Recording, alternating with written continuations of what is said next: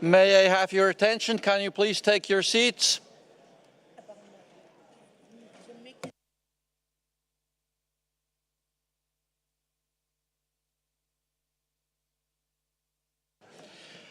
Okay, good morning. I would like to start. Can you take your seats, please?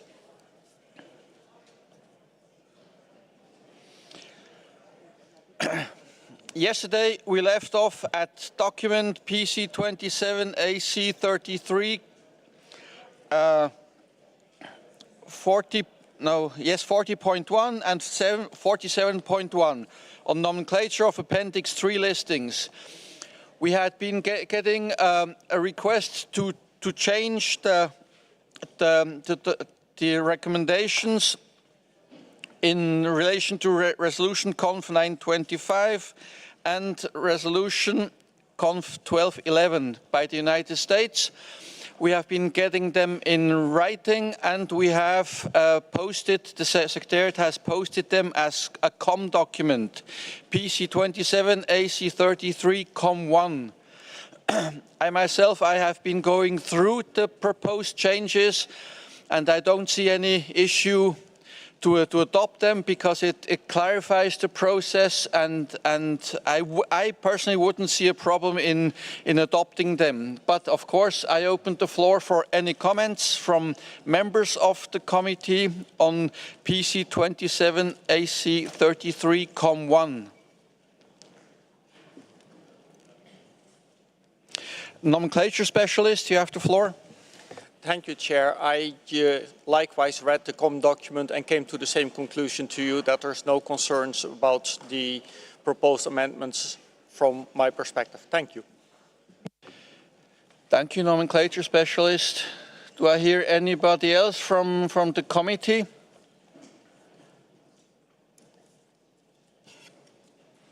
I see Europe. Europe, you have the floor. Very short comment, no problems.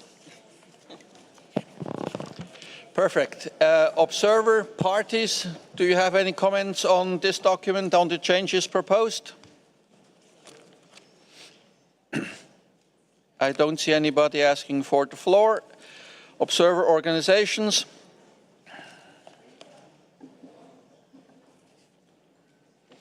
Nobody asking for the floor, so we agree. Let me just go back. So. After having reviewed the document and considered the merit of revising Resolution Conf 925 on the implementation of the Convention for Species in Appendix 3 and Resolution Conf 1211 Ref COP 19 on standard nomenclature, the Animals and Plants Committee agree to the draft amendments contained in the annex to the present document as further amended by the United States, Europe, and Conservation Force, and agree to submit the draft amendments in Resolution Conf 925 Ref COP 18 on the implementation of the Convention for Species in Appendix 3 and to Resolution Conf 1211 Ref COP 19 on standard nomenclature for consideration by the Standing Committee in accordance with Decision 18.313 Ref COP 19, and agree that Decision 18.313 Ref COP 19 has been implemented and can be proposed for deletion to the Conference of the Parties.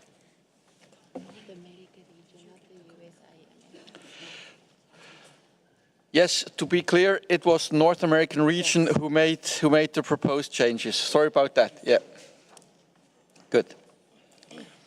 Okay. I see nodding. So with this, we can close the issue on nomenclature of Appendix 3, and we can move on to document PC27, item 40.2, AC33, item 47.2 on higher taxon listings in the appendices.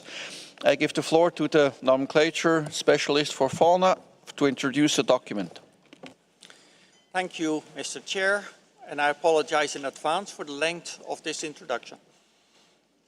Document PC27 Doc 40.2, also document AC33 Doc 47.2, reports on progress to consider the implementation of nomenclature changes affecting higher taxon listings in the appendices and related aspects of how amendments may occur to taxa that are already listed in the appendices.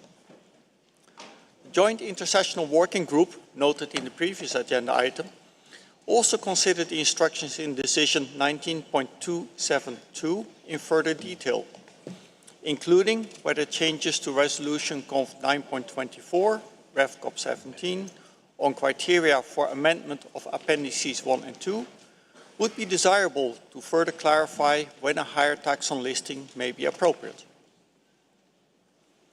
The working group also deliberated on the differences between a higher taxon and a list of all species contained in a higher taxon, and whether the conversion of a higher taxon to a list of its contained species, or vice versa, may be implemented as a nomenclatural update under Resolution 12.11 on standard nomenclature. The document before us outlines the history of the subject and summarizes the working group's findings, with some subsequent reflections and considerations added by the nomenclature specialists and with significant contributions from the Secretariat. The full submitted responses from working group members are provided in its annex. We regret that due to the timing of this working group's activities, there was no opportunity to seek the working group members' review of an earlier draft of this document. With regard to the section on higher taxa in Annex 3 of ResConf 9.24, the majority of working group members were of the opinion that the existing guidance is adequate. Two specific suggestions were made for text to be added to Annex 3, which are presented in paragraphs 8 and 10 of the document, and the committee is invited to decide whether to convey these suggested amendments to the Standing Committee for its consideration, as directed in the decision.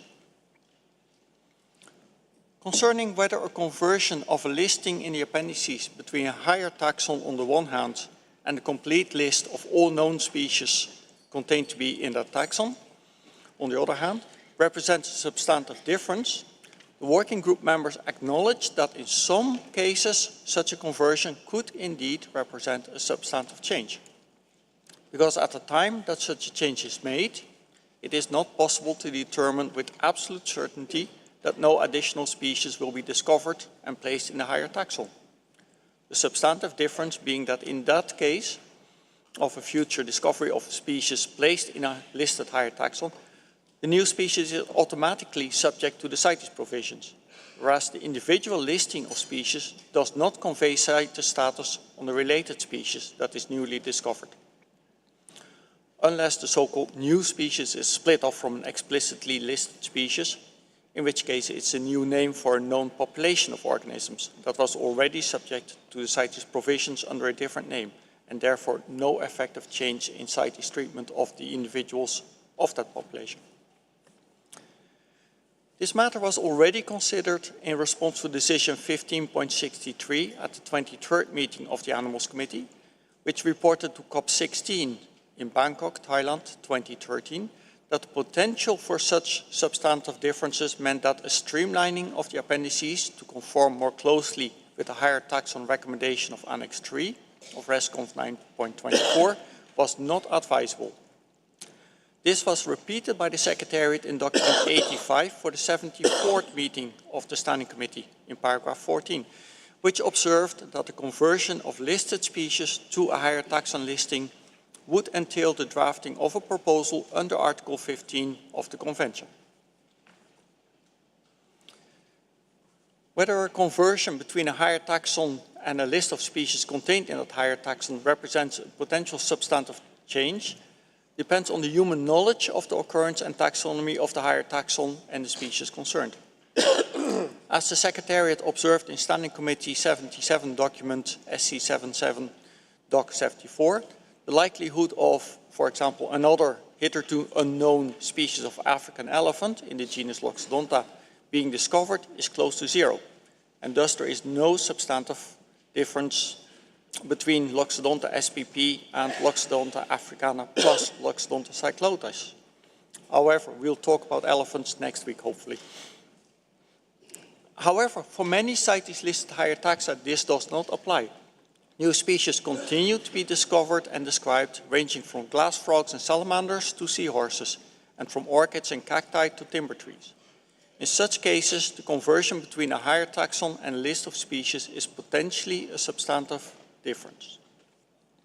To determine whether such a conversion is indeed substantive would require a detailed understanding of the taxonomic and nomenclatural history of the species and higher taxa involved, as well as careful consideration of the original intent of the proposal that included the taxon in the appendices, as well as any subsequent amendment proposals to such listings.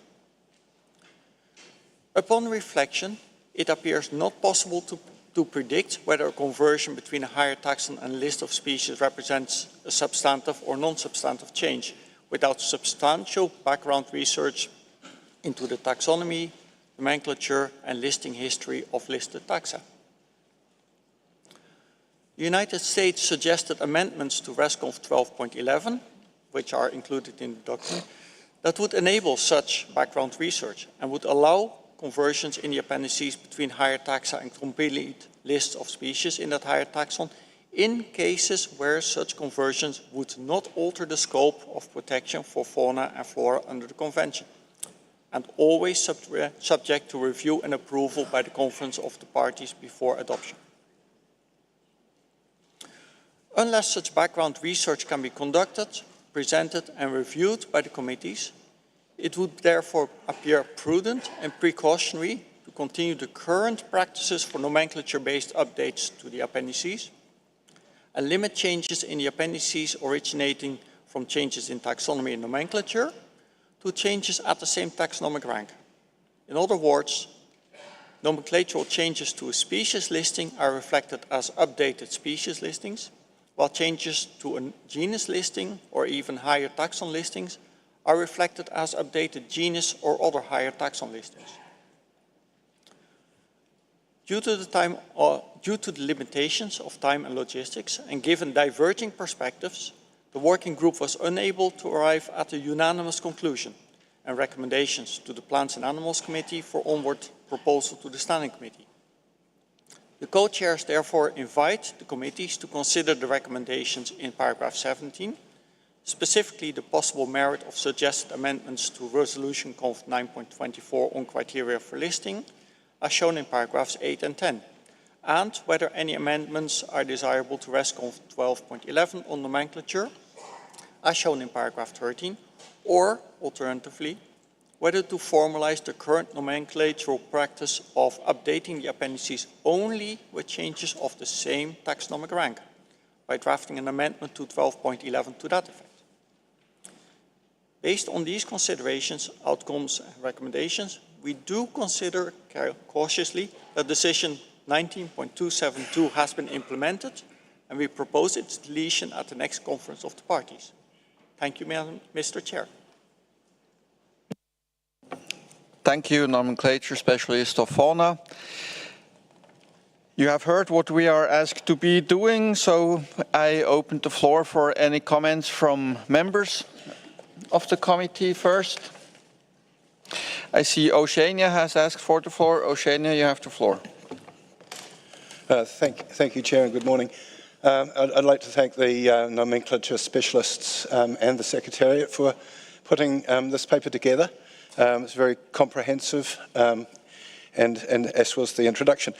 I'd just like to express that I've got grave concerns about adopting the proposed wording in paragraph 17 that was initially proposed in paragraph 8.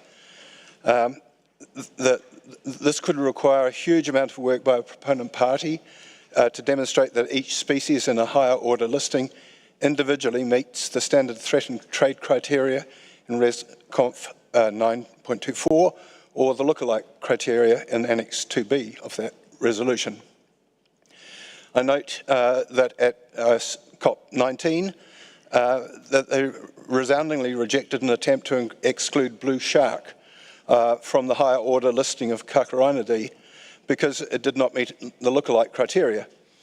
Presumably opponents thought that although it may be readily distinguishable as a live or freshly dead animal, it may be indistinguishable in the processed form, or that for simplicity's sake, dealing with specimens at the border, the whole order, the higher order listing of Kakarinidae was going to be very much easier to implement. And so I think requiring parties to demonstrate that every species in a higher order listing meets the criteria of the convention is an unnecessary workload and has already sort of been rejected through COP19. The second point I'd like to make is that Decision 19.272 was adopted following deliberations on Decision 18.315 on the listing of pangolins, mammoth species, in the appendices. As such, I would have liked a specific recommendation on how to deal with the mammoth problem. So until the recent identification of a new species of pangolin, Manus mysteria, all 8 pangolin species recognised by CITES were individually listed on Appendix 1, yet the genus Manus is listed on Appendix 2. When New Zealand border officials intercepted a shipment of pangolin scales without the expensive DNA testing to determine what individual species were in the shipment, and noting that in Table 1 of AC33.30 shows considerable overlap in the scale size between some species, that shipment had to be treated as a trade involving Appendix 2 Manus species rather than an illegal commercial shipment of Appendix 1 species. And that makes no biological or conservation sense. So, to my mind, the common sense approach would be for the depository government in a case like this to propose an amendment to the appendices to transfer Manus species as a genus to Appendix 1. And if this new cryptic species mysteriously didn't meet the criteria to be in Appendix 1, it should instead be separately listed on Appendix 2 as a lookalike species. And we do have examples already where not all parrots are in the same, so the genus listing of parrots does have some exceptions, I think 4 species that are not included in that higher listing. So there is an example where this mysterious Manus could be shifted to a different appendix if it didn't meet the criteria for Appendix 1, which I expect it probably will. Thank you. Thank you, Oceania. I see Asia. Asia, you have the floor. Thank you, Chair. Good morning. Representative of Plans Committee for Asia region appreciate the hard work of nomenclature specialists in leading the discussion. The analysis and conclusion integrate multi and detailed opinion, as just expressed by our Oceania representative at this meeting. And there is merit of revising the relevant resolutions as listed in paragraph A and B of 17 of present document. Therefore, we support that the decision 19.272 has been implemented and can be proposed for deletion to COP20. Thank you, Chair. Thank you, Asia. I see North America. You have the floor. Thank you, Chair, and thanks to the nomenclature specialists for preparing this document. The North America region does not support the proposed amendments to the section on higher taxa in Annex 3 to Resolution Conf 924 on criteria for amendments of the Appendices 1 and 2 as detailed in Recommendation A of the present document. We regret that the Joint Intersessional Working Group tasked with considering this issue did not have the opportunity to discuss our views together and review this document prior to its submission for consideration at this joint meeting. We find that the proposed amendments to Resolution 924 has not been truly considered and are unnecessary to address these issues before the committees. The North American region also notes that the Joint Intersessional Working Group responses considered in this document do not imply consensus that the conversion of a complete listing of all species into a genus level listing is always substantive. Rather, we find that such a change could be either substantive or not substantive, and any such changes should be considered on a case-by-case basis. For example, a non-substantive example was clearly detailed in SC77 Doc 74 on taxonomy and nomenclature of African elephants, in which the Secretariat characterized the inclusion of the genus Loxodonta spp in Appendix 2 as non-substantive, and the Standing Committee expressed its preference for this change in that case. The important point is that there is consideration of the potential impact of a change, and there is already a process for doing so in Resolution Conf 12.11 on the standard nomenclature, paragraph 2F. The amendments to Resolution 12.11, paragraph 2F, in recommendation B1 of the document align to this view, and we support this recommendation. We don't see the value of the alternative recommendations BII.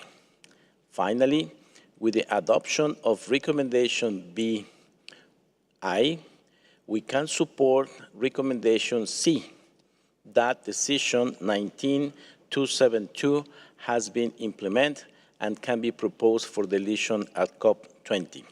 Thank you, Mr. Chair. Thank you, North America. I have Central, South America, and Caribbean. You have the floor. Sí, muchas gracias. Thank you very much, Chair. First of all, I'd like to thank the nomenclature specialist for the work carried out, and also to express that the Central, South America and Caribbean region considers that the amendments proposed to Resolution 9.24 could restrict the inclusion of higher taxa in the CITES appendices. And that is of concern because it would be an obstacle to the inclusion of criteria such as lookalike species. And this would, in these cases, make more difficult the application of effective control measures to regulate international trade in the species, so we do not support the proposal. At the same time, we observe that it could complicate the adoption of amendments at the taxonomic level of CITES appendices, because the proposed revision would need an amendment proposal at each COP meeting. So we think it would be better to keep the standard nomenclature in Resolution 12.11, which would need it to be a substantive amendment, and which would imply a change at taxonomic level, and that this can be done when appropriate through an update of nomenclature in CITES appendices. Thank you. Thank you. Just to be clear, this means you do not support letter B of the recommendations, the change in 12.11. You do not support that.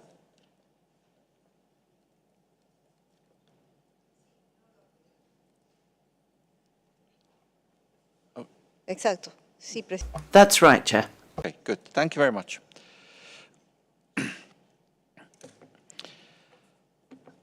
I don't see any other member asking for the floor, so I would open the floor for observer parties who wish to make an intervention.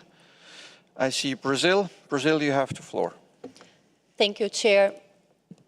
Brazil would like to support the intervention of the representative from Central South America and the Caribbean. As we all know, distinguishing species is a challenge both at the source and throughout the production chain.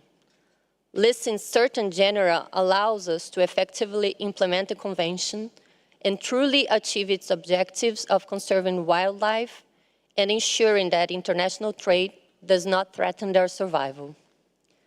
The proposed amendment to Resolution Conf 9.24 Rev Cop 17 would virtually prevent parties from submitting proposals to include genera in the CITES appendices, and thus would have significant consequences for the sustainability of various species. The challenges in botanical identification of species are widely acknowledged across various fields, including the academic community, forest inventory development, and the work of customs and enforcement agents.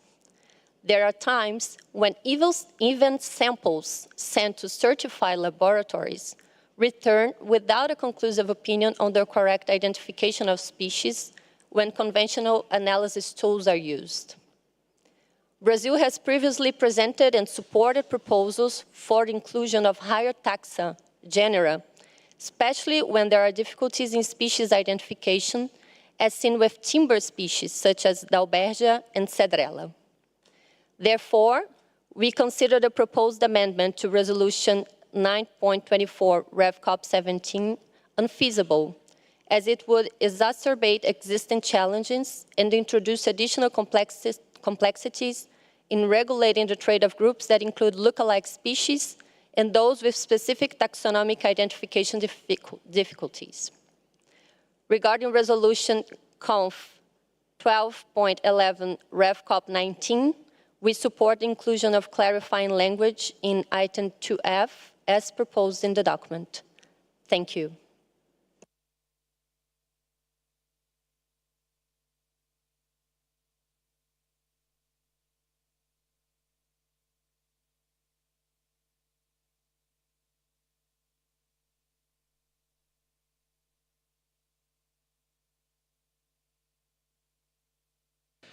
So next on my list is Israel. Israel, you have the floor.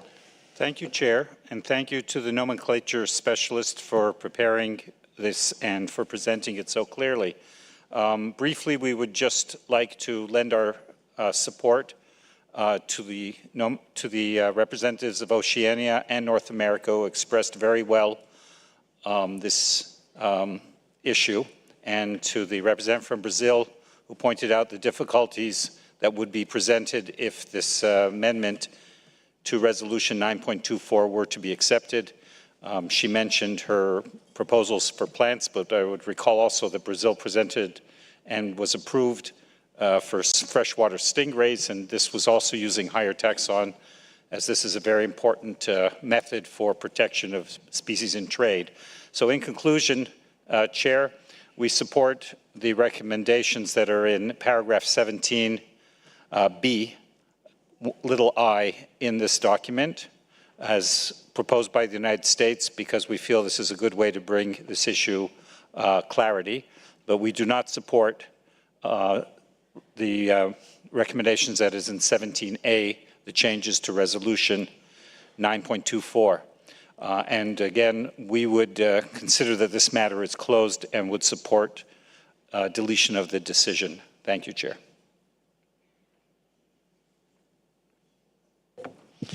Thank you, Israel. I have Argentina next. Muchas gracias.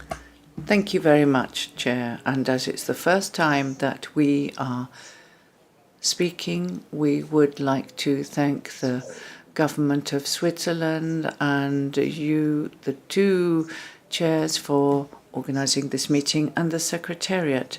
We agree with our regional representative, as has been clearly expressed also by Brazil, that we need the flexibility which will allow us to present proposals, because in many cases it's very difficult to differentiate between the species. And to not take up too much time, I would also like to thank the presenter for all the details that have been expressed, and we are not in agreement with the proposal. Thank you. Thank you, Argentina. And finally, I have Australia. Australia, you have the floor. Thank you, Chair, and good morning. Australia would like to align itself with the comments made by Oceania, particularly regarding paragraph 8, as it would unnecessarily restrict higher taxon listings and would pose a huge amount of work for proponents for little merit. Thank you, Chair. Thank you, Australia. I don't see any other party asking for the floor, so I open the floor for observer organizations.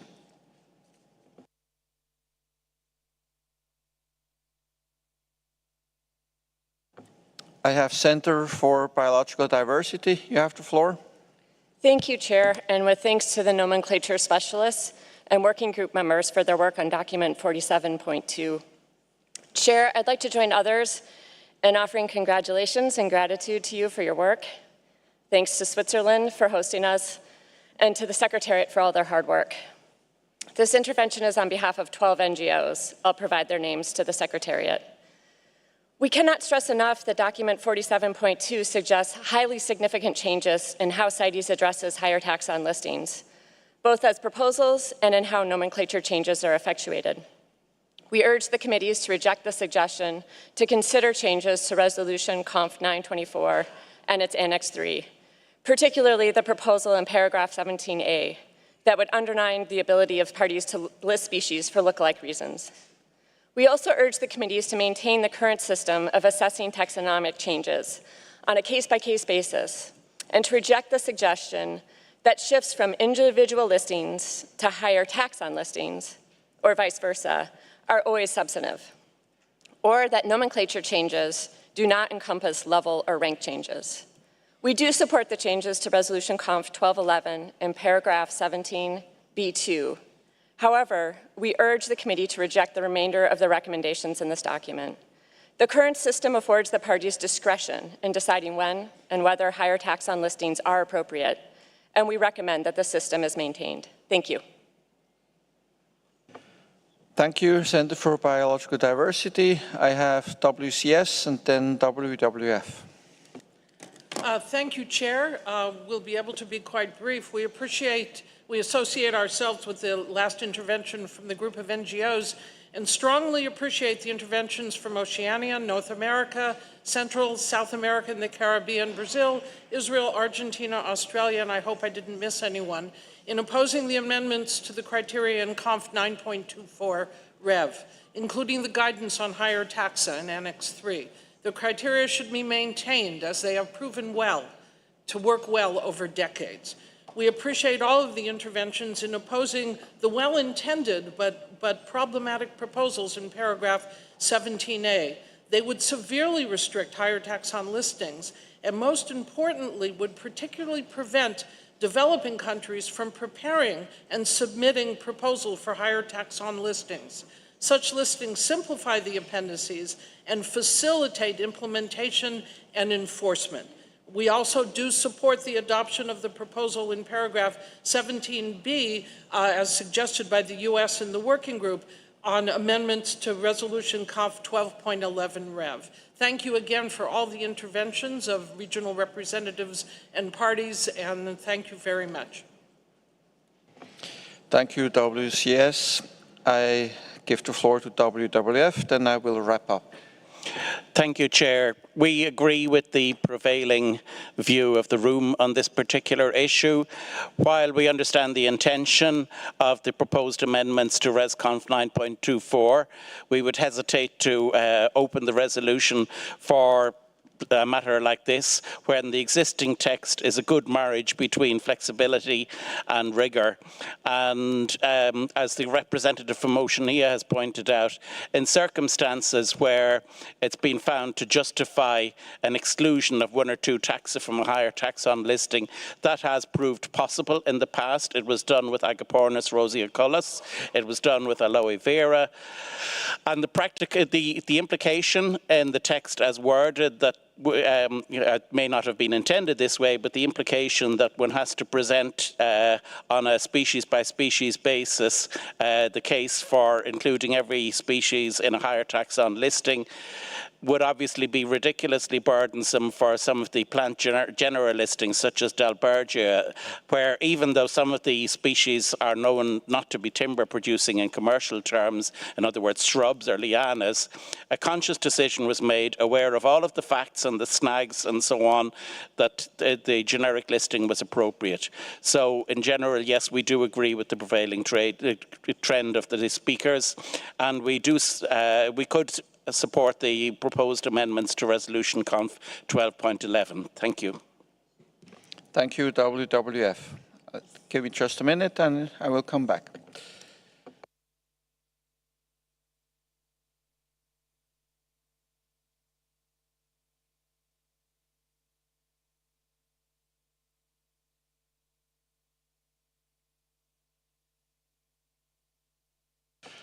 Okay, I think the feeling of the room is quite clear. So the Animals and Plants Committee reject the proposed change in Resolution 924 as lined out in letter A of the recommendations.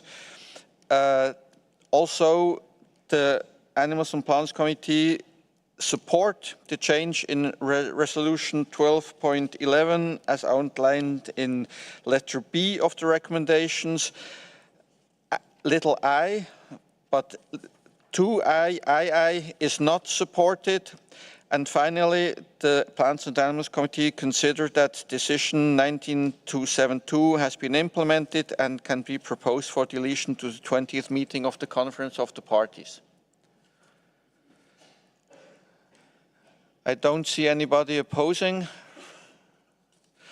So I think that is the conclusion on this topic, and we can close the discussion on higher tax on listings in the appendices.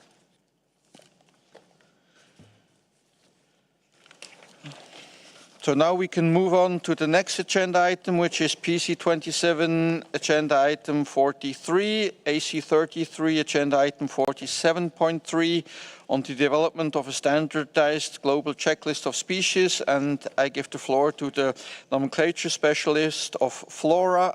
You have the floor. Thank you, Mr. Chair.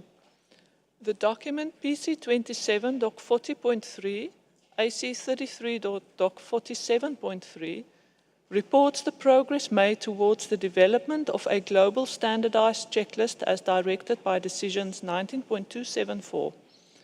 Since PC26 and AC32, the nomenclature specialist of the Plants Committee was invited to join their counterpart of the Animals Committee to engage with the Checklist Governance Working Group. The nomenclature specialists are of the view that the global checklist process is a long-term process and propose renewal of decision 19.274 at COP20. Alternatively, participation in initiatives to develop a standardized global checklist could be incorporated in Resolution Conf 12.11 on standard nomenclature as proposed in paragraph 4. Further, during the course of their work, the nomenclature specialists noted that paragraphs 5 and 11 of the resolution appear to be a duplication and recommend that these paragraphs be merged as proposed in paragraph 5 of the document, thus deleting paragraph 11 of the resolution. Members of the Joint Intersessional Working Group on Nomenclature were invited to share their views on possible priorities for selecting, preparing, and updating and adoption of nomenclature standard references. And this list of priorities is presented in paragraph 7. The Animals and Plants Committees are invited to note the list of taxa in paragraph 7, to consider the proposals in paragraph 4 relating to extending the mandate to participate in initiatives to develop a standardized global checklist, and to consider the proposals contained in paragraph 5 relating to removing a duplicate provision of Resolution 12.11 relating to the harmonization of taxonomy and nomenclature used by biodiversity-related multilateral environmental agreements. Thank you, Mr. Chair. Thank you, nomenclature specialist of Flora. I open the floor for comments from members on the proposed recommendations.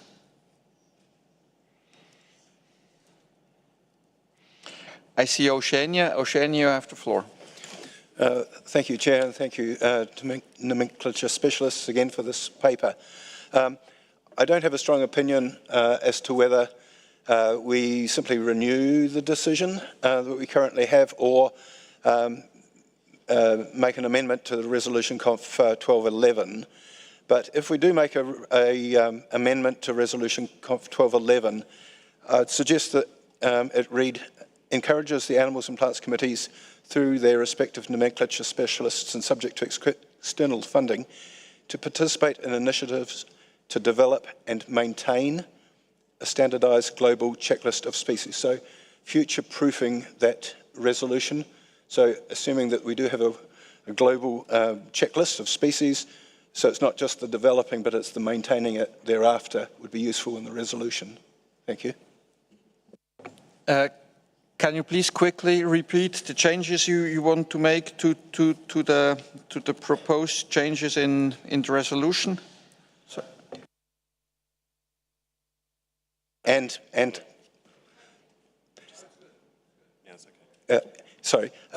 Just simply to add the words "and maintain" after "develop" to future-proof the resolution. So it's not just the development we're interested in, it's the maintenance of that checklist once it's developed. Thank you. Okay, good, I got that. Anybody else from the committee? We are not sure yet if we want to change the resolution or have a decision to renew the decision. So I haven't heard clear view from the committee on that matter. But you can reflect on that, and I will now turn to observer parties to take the floor. United States, you have the floor. Thank you, Chair. The United States supports the Animals and Plants Committee noting the list of possible priority taxa for the selection, preparation, or updating and adoption of nomenclature standard references with an amendment to add CITES-listed corals.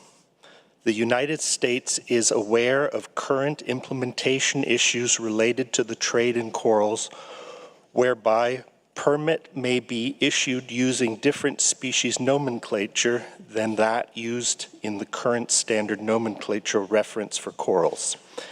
Therefore, we recommend that an updated standard nomenclature reference for CITES-listed corals be especially prioritized and that it be added to the list in paragraph 7 of the document.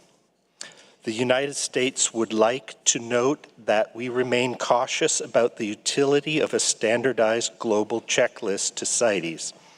The priorities of such a global effort may not coincide with CITES priorities, and therefore more thoughtful deliberation regarding the goals of CITES participation and implementation is needed. We are also concerned about the efforts that could deflect resources away from higher priority and core work related to nomenclature, such as the adoption of needed standard nomenclature references for CITES-listed taxa, including timber, coral, and other noted in paragraph 7 of this document. Accordingly, we do not support the proposed draft amendment to Resolution Conf 1211 on standardized nomenclature that participation in initiative to develop a standard global checklist of species is encouraged. We rather support renewing Decision 19.274 with amendments to better direct efforts related to this issue towards clarifying its value to CITES, and we can provide those amendments now if preferred. The United States agrees to simply delete paragraph 11. Harmonization of checklists may not always be desirable, feasible, or practical for CITES purposes, and we suggest it be considered rather than invariably promoted. Thank you, and I do have the changes to the document that I can read if you like. Thank you, United States. Yes, please read them out slowly so that everyone can take note of the proposed changes to the decision 19274 to be renewed. Okay. This refers to 19.274 The text says to develop a standardized global checklist of species, comma, and report on the process to the, and this is the first change, the 21st meeting rather than 20th of the Conference of the Parties. And then we would like to add the following language to the end there, after parties, including views on perspective, values, comma, benefits, comma, and potential limitations of participating in such effort as it relates to improving CITES implementation and with consideration of Resolution Conf 12.11 Rev Cop 19. That's it, period.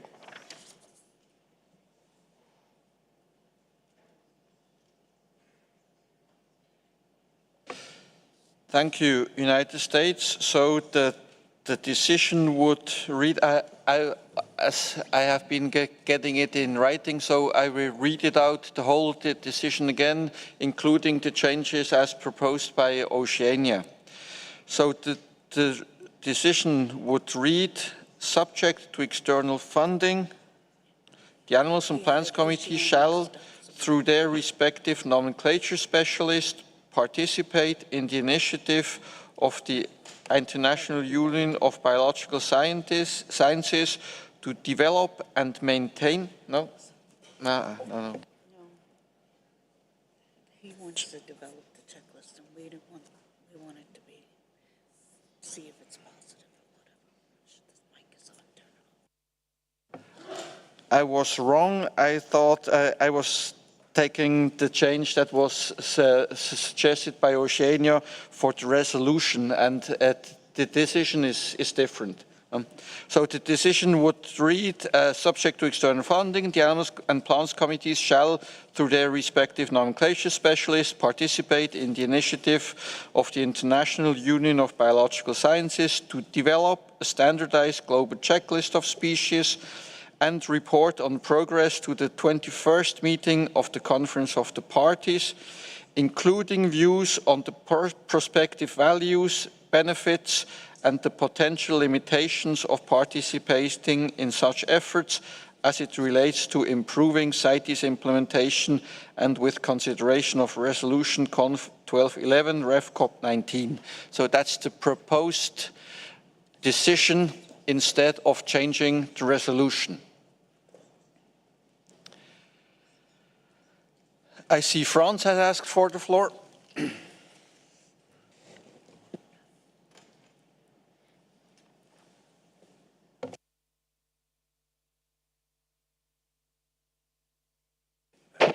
Yes, thank you very much.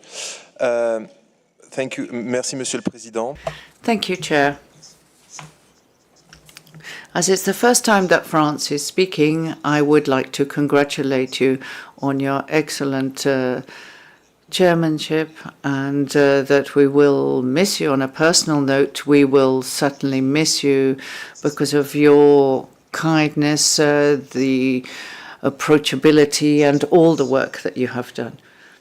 I'd also like to thank the nomenclature specialists for providing this document, and say that we usually say that in CITES we speak 3 languages. It's not completely true. We also speak a 4th language, nomenclature, which is essential for our work. And with a great importance in CITES, we already have a lot of difficulties in agreeing on nomenclature within CITES. And I think we have to achieve that first before we go further afield. And so we should concentrate our resources on achieving agreement on our nomenclature. So France would not be too much in favor of a worldwide standardized nomenclature, but we certainly agree with what is covered under paragraph 7, the list, and I would like to maybe add a point which links to the previous document that we saw, which is to add to this list scorpions, Pandinus, because in the status of nomenclature of Pandinus, that the way they have been listed, we could see them as a super species given the number of nomenclature changes and divisions within the group. So we think that really there is a need there to have an update of the status of nomenclature for the taxa to help us with our work at CITES. Thank you. Thank you, Franz. I see Canada. Canada, you have the floor. Thank you, Chair. So regarding the recommendations in paragraph 10, so Canada is happy to take note of the taxa in paragraph 7. Regarding the question about extension of the decision versus resolution, like the US, Canada would prefer an extension of the decision.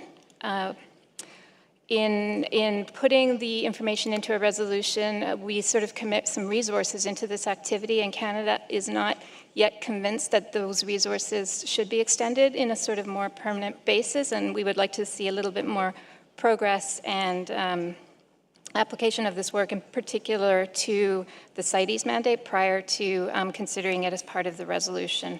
So we are in favor of extending the decision, and we're happy to support the amendments provided by the United States, which give a bit more focus on the types of information that might be pertinent to our mandate.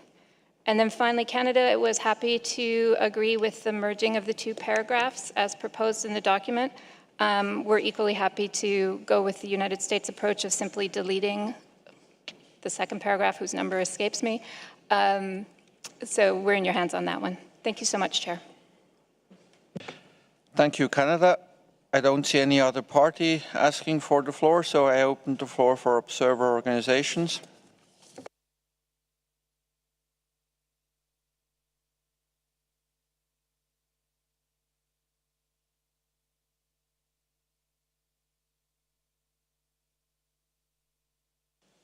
Conservation Force, you have the floor. Thank you, Chair. Just a short comment, but more than a comment, probably a question. We all are aware that there is a global taxonomy initiative in the Convention on Biological Diversity, and yet this document is not referencing that at all.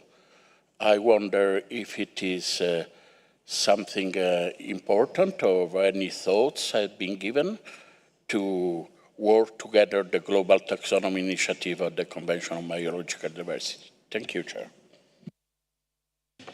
Thank you, Conservation Force. May I ask the nomenclature specialists to shortly reflect on that and provide an answer?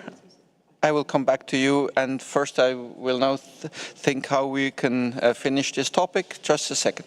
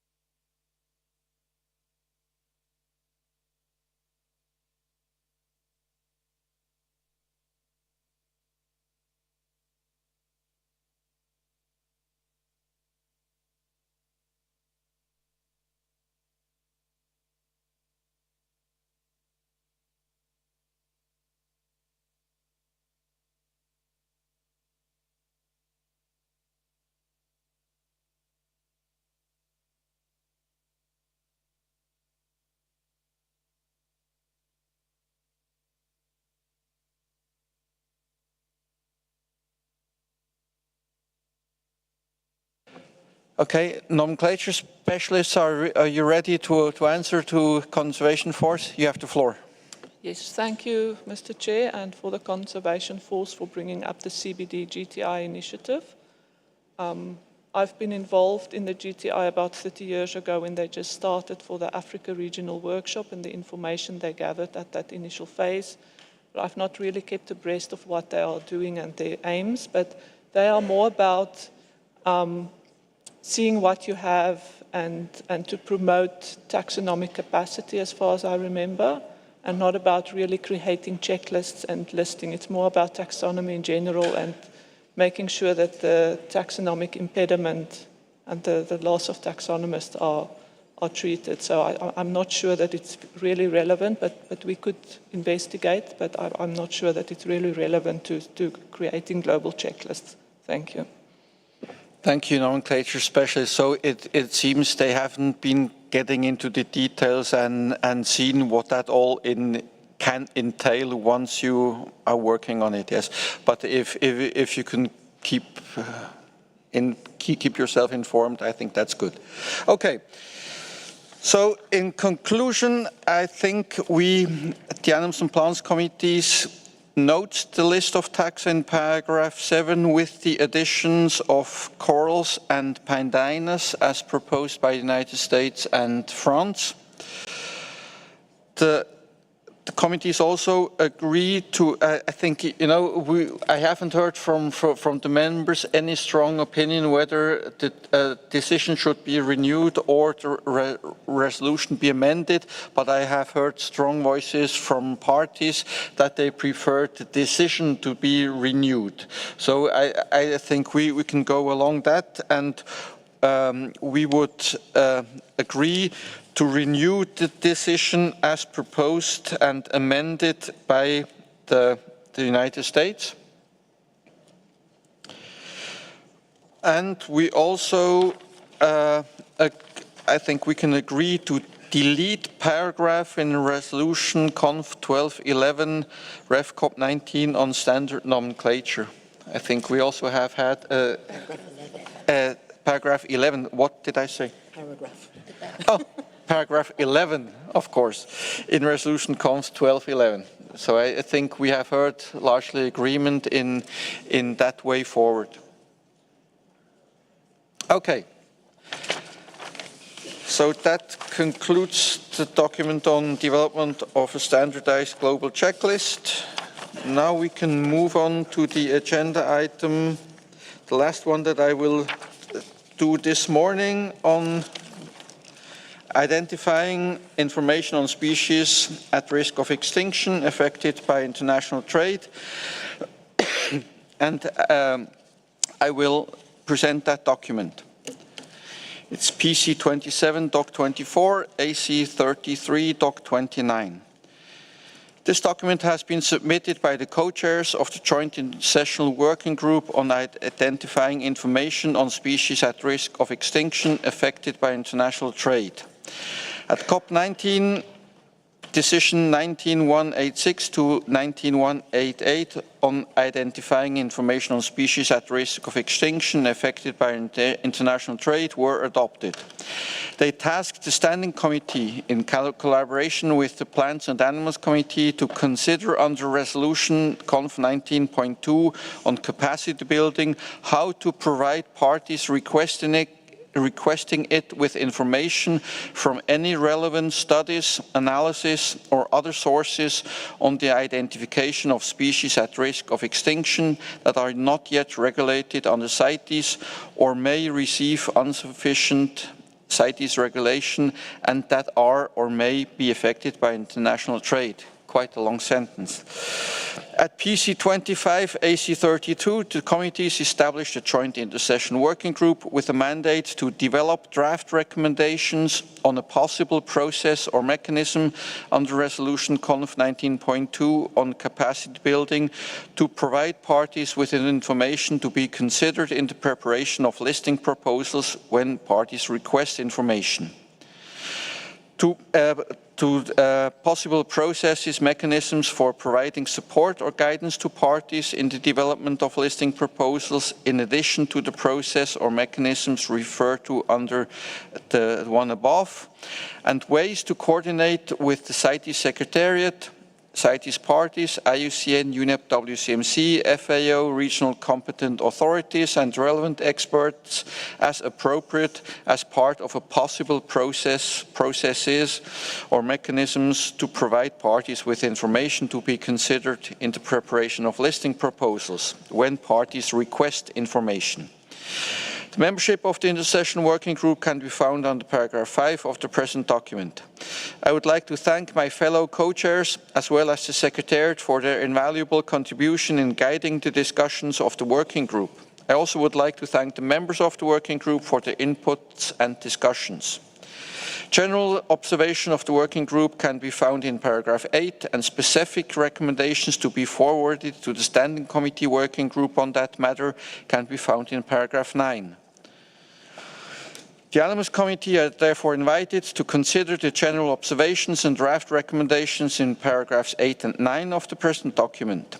Agree to the recommendations to be submitted for consideration by the Standing Committee through its Intersession Working Group on the same issue, and agree that Decision 187 has been implemented and propose its deletion for the 20th meeting of the Conference of the Parties.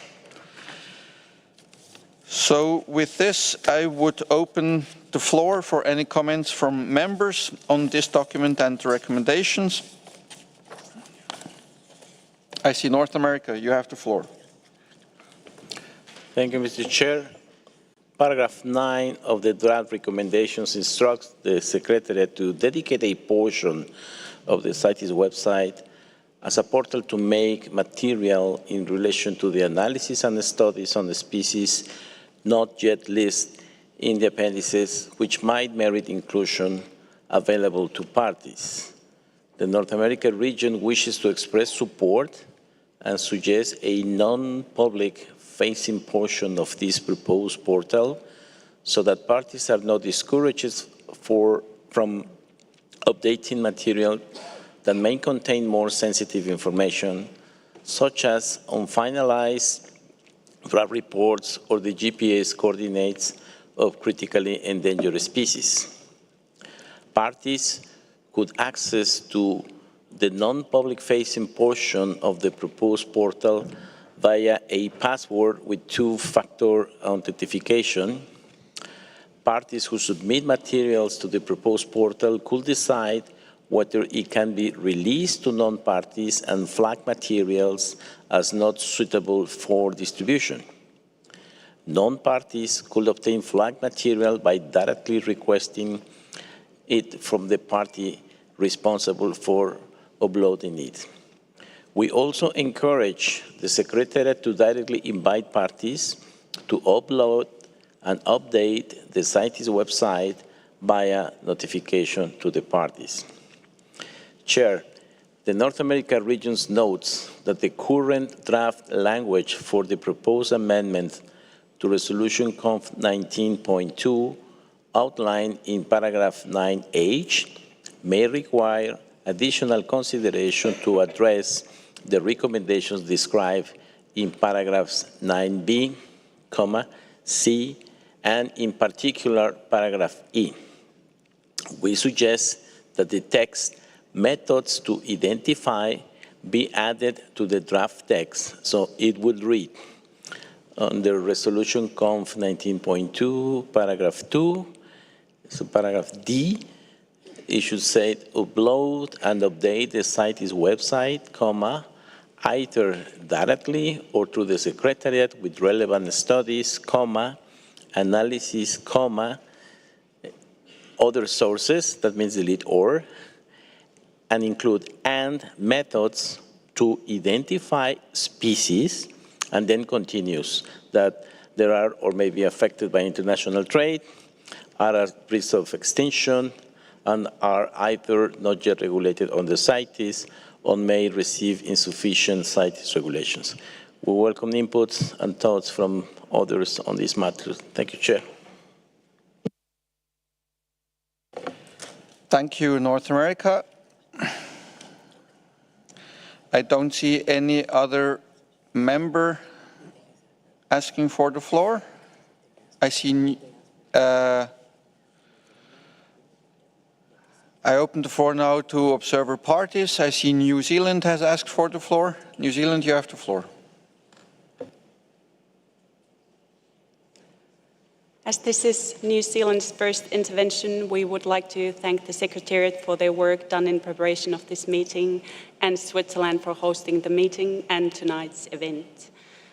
New Zealand thanks the Intersessional Working Group for the preparation of general observations and draft recommendations in this paper. We agree with the general observations by the Intersessional Working Group and would like to emphasize that paragraph 8a highlights that actual capacity to identify species that may warrant CITES listing and capacity to draft listing proposals may still be lacking among parties. We strongly support capacity building measures and acknowledge there is more work to be done in the Oceania region. However, we see some risks regarding the proposed approach detailed in draft recommendations 9A, B, and H, where a party can directly upload material relating to analysis and studies on species not yet listed in the appendices to a dedicated portal on the CITES website. Firstly, we are concerned that this may result in documents of variable quality or relevance being uploaded to CITES website. This may create a reputational risk to CITES if materials are taken out of context and appear to be reposted as official CITES documents. We appreciate that this risk is aimed to be mitigated by adding a disclaimer on the website that content and quality of the materials on the portal is the party's responsibility, but we caution against relying on such disclaimer alone. Secondly, the proposed approach may create significant workload for the Secretariat in terms of its recommended roles in creating and maintaining the portal where documents are made available, updating materials, and submitting materials on behalf of others. Some parties may also receive a significant number of materials from non-party observers to be submitted on the portal, and ensuring the quality of all materials may be very time-consuming, and/or inclusion of all submitted materials may create some biases on what materials are available on the portal. We agree that information sharing is important, but also acknowledge that providing access to a large number of data and information alone does not directly equate to increased capacity without appropriate support. Therefore, we favor a more targeted approach, such as detailed in paragraph 9D, where any party may request the Secretariat to issue a notification on its behalf in preparation of a CITES listing proposal. Thank you.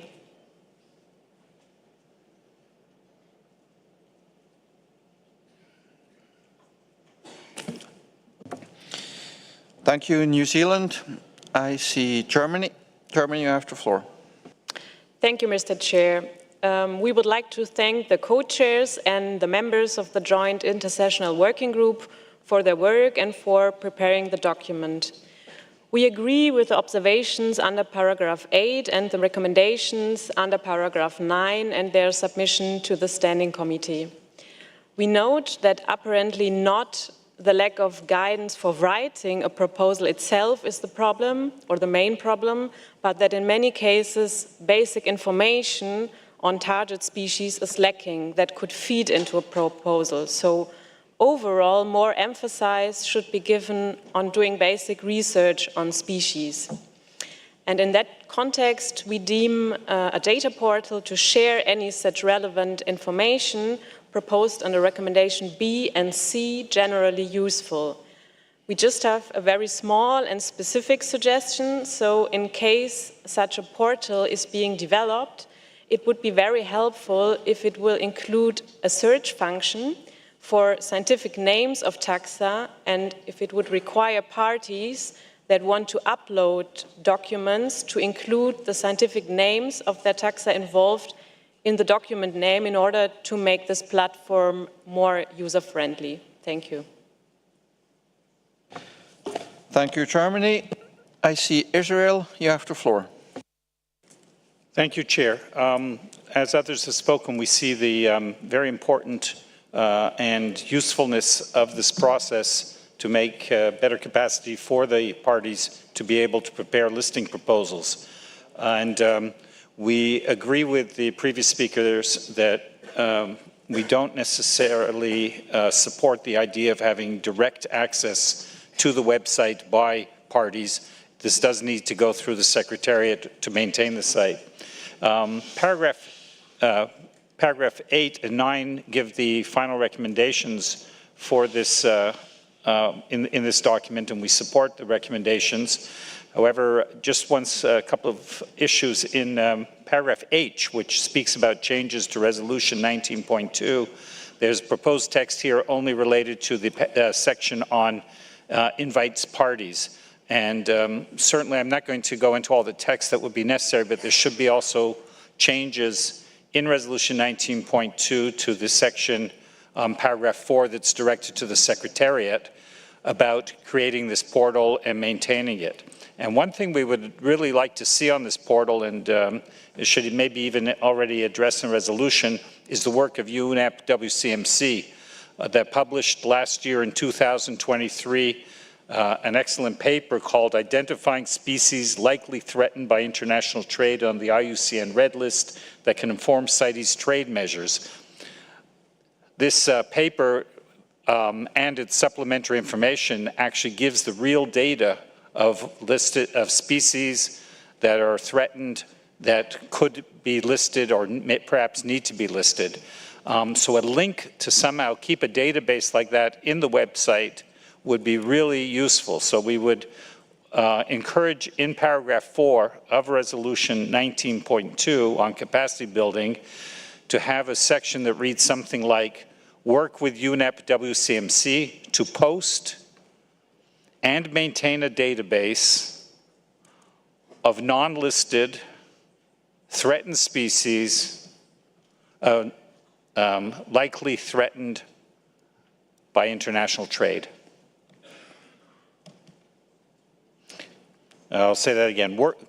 Actually, I misread it, so I'll read it again. Work with UNEP WCMC to post and maintain a database on this portal of non-listed endangered species likely threatened by international trade.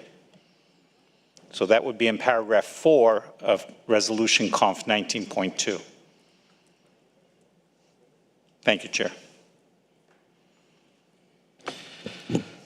Thank you, Israel. Just on this matter, we have had that discussion in the working group quite a lot, and we concluded that it would not be good to restrict and favor one method of making such analysis, and we were of the view that it would be better just to have the portal, and if UNEP WCMC wants to have its analysis posted there, then that would of course be possible, and it would be there on that portal to be used.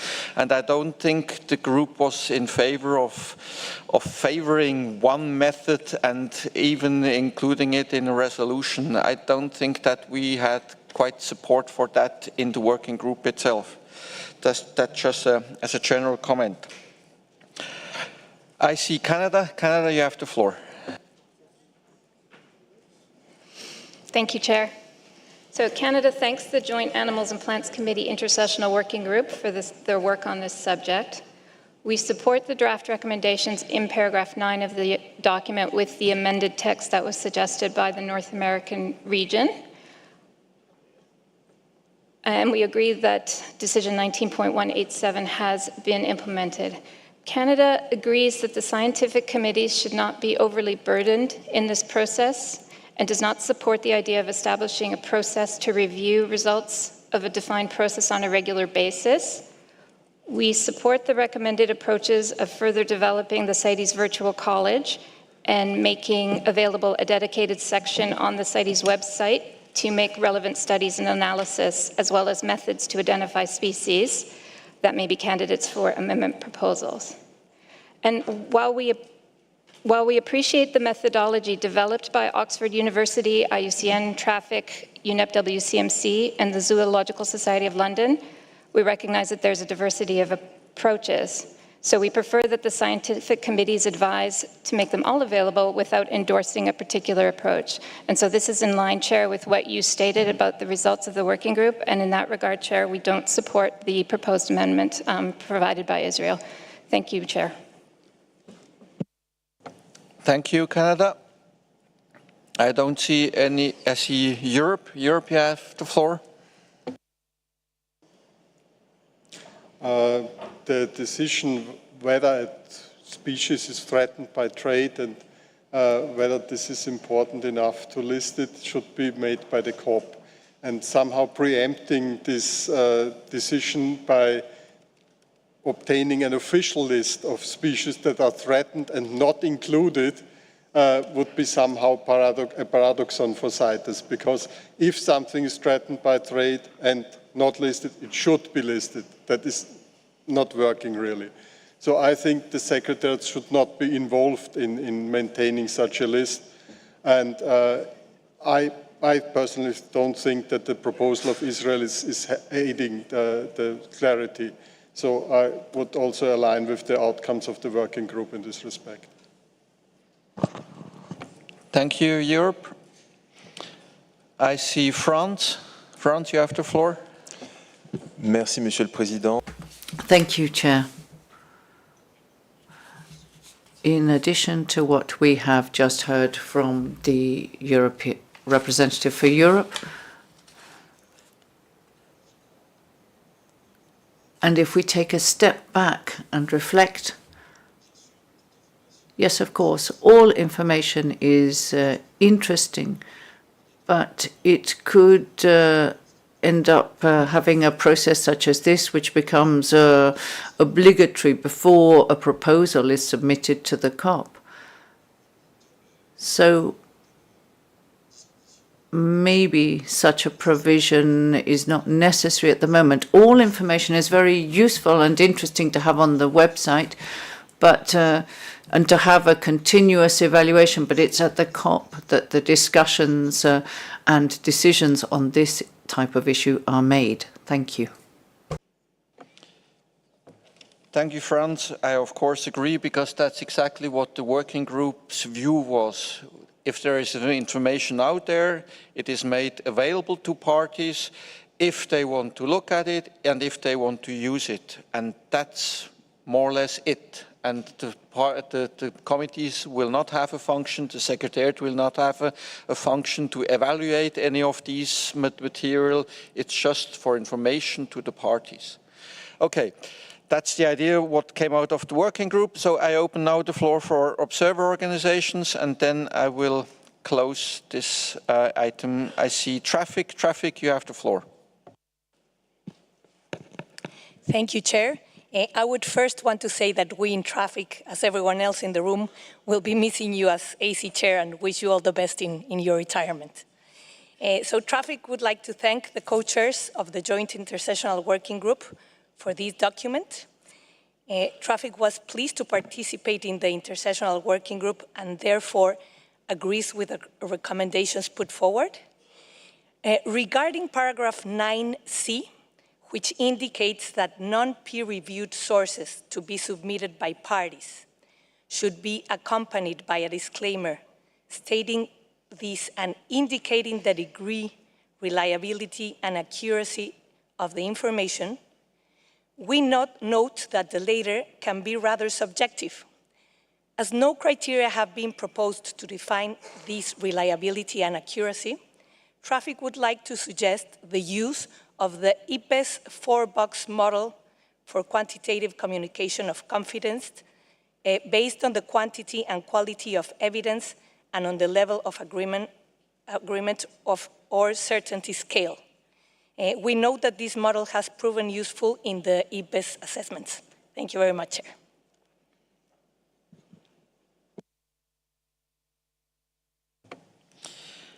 Thank you, Traffic. I see WWF. You have the floor. Thank you, Chair. We would align ourselves with the expressions of concern by New Zealand about quality control in this portal, because in experience of portals with biological information, that you often end up with a lot of anecdotal and unstructured information. And in that regard, we would also align ourselves with the suggestion by Traffic for dealing with non-peer reviewed literature. Thank you. Thank you, WWF. I think we do have something along those lines in paragraph B of, in paragraph 9, letter B, where it says this information portal should acknowledge that the content and quality of the uploaded information is the responsibility of the parties that shared information. I think that there we do have some sort of disclaimer, but I think it wouldn't be wrong to have at the start of the portal some mentioning that the material that is being proposed and is being uploaded is not peer reviewed by anybody, so that we do have this disclaimer on what is actually being posted. Okay, I have IWMC.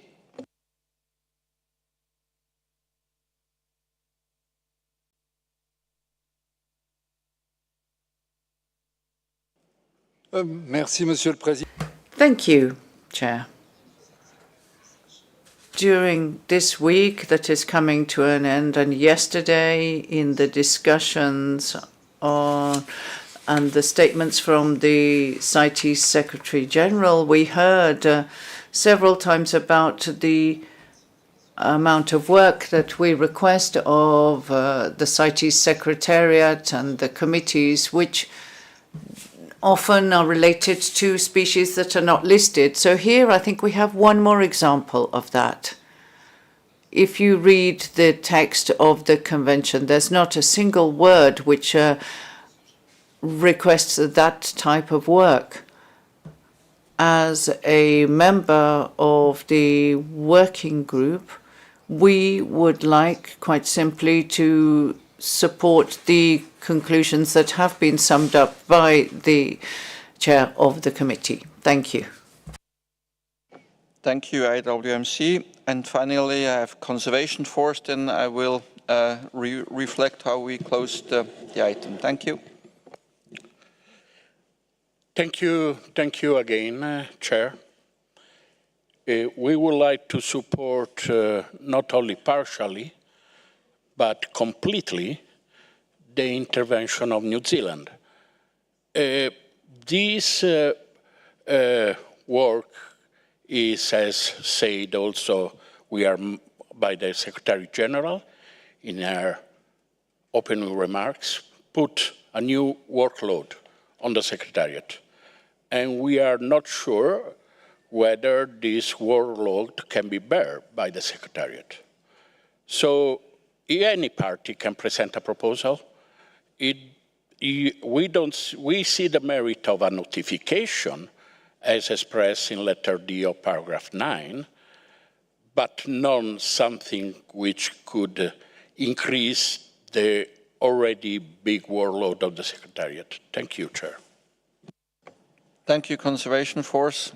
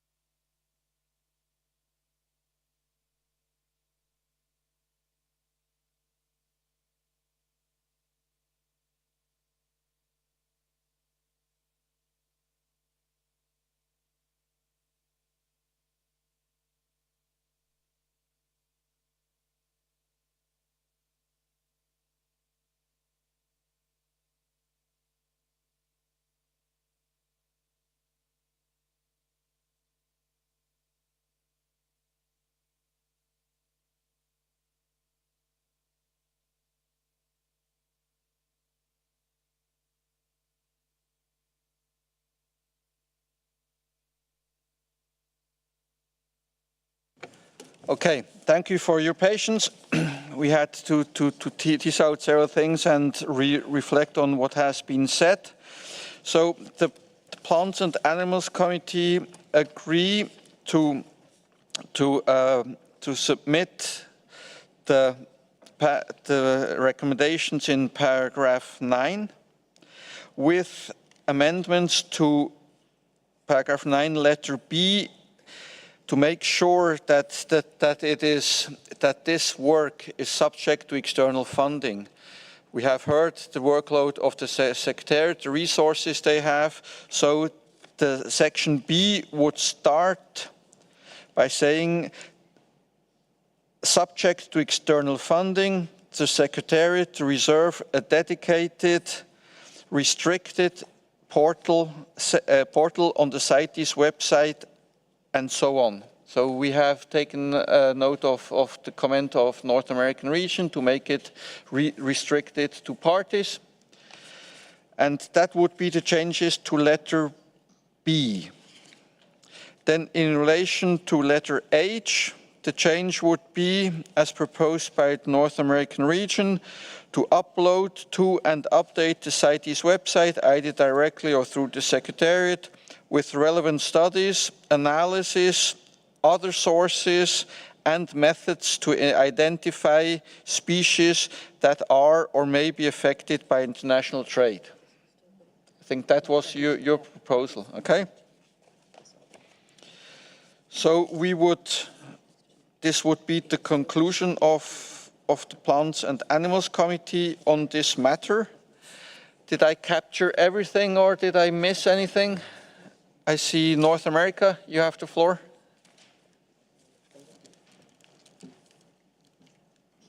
Thank you, Mr. Chair. Yeah, we agree with what you just said, but we would like to express from the North American region that we sympathize with the idea proposed by Traffic on a possible way to qualify the information, even its responsibility of the party to upload information in this site. This idea used by IPBES to consider if information is established but incomplete, well-established, speculative, or unresolved, can be a good idea to flag the quality of this information that is non-peer review. We don't have a concrete language to propose, but we believe it's a good advice if there is a way to qualify the information, even its responsibility of the one who uploaded. Thank you. Thank you, North America. We have discussed this quite a lot in the working group, if there should be a process of validating the information. And we said we don't have a process for that. Who would do that analysis? Because, I mean, even if it's it sounds simple, but if you have to do it on every document that is uploaded, I think this is quite considerable work. That's why I think it will be much more important to have a general disclaimer that says that the documents submitted are non-peer reviewed and are, as it is said, that the content of the quality of the uploaded information is the responsibility of the ones putting it up. And as much as I sympathize to have a process to validate the quality of the information being uploaded, we haven't found a way how to do it and who would do that, because that would, in one step, complicate the whole thing and ask for much more resources. That's why we said we only allow the upload, and it's then the responsibility of the parties who upload it to make sure it is valid or peer reviewed. North America? Yes, we understand that part, or just thinking that maybe this can be an advice for such party who upload information to consider this. So if that information is also included, could be useful, because there are many levels to judge this information. And this tool being used already by IPBES for assessments is very well known. So maybe an invitation could be a way forward, and not to put additional effort for someone to analyze one by one. That would be very very long and tiny, no resources for that, but could be part of to invite those providers to consider these elements. Thank you. Thank you, North America. I think we can add to letter C in paragraph 9 at the end, identifying the reliability and accuracy of the information. We and encourage parties to consider the IPBES 4-box model to evaluate the accuracy of the material uploaded. Yeah. Okay. I think that would cover what you wanted.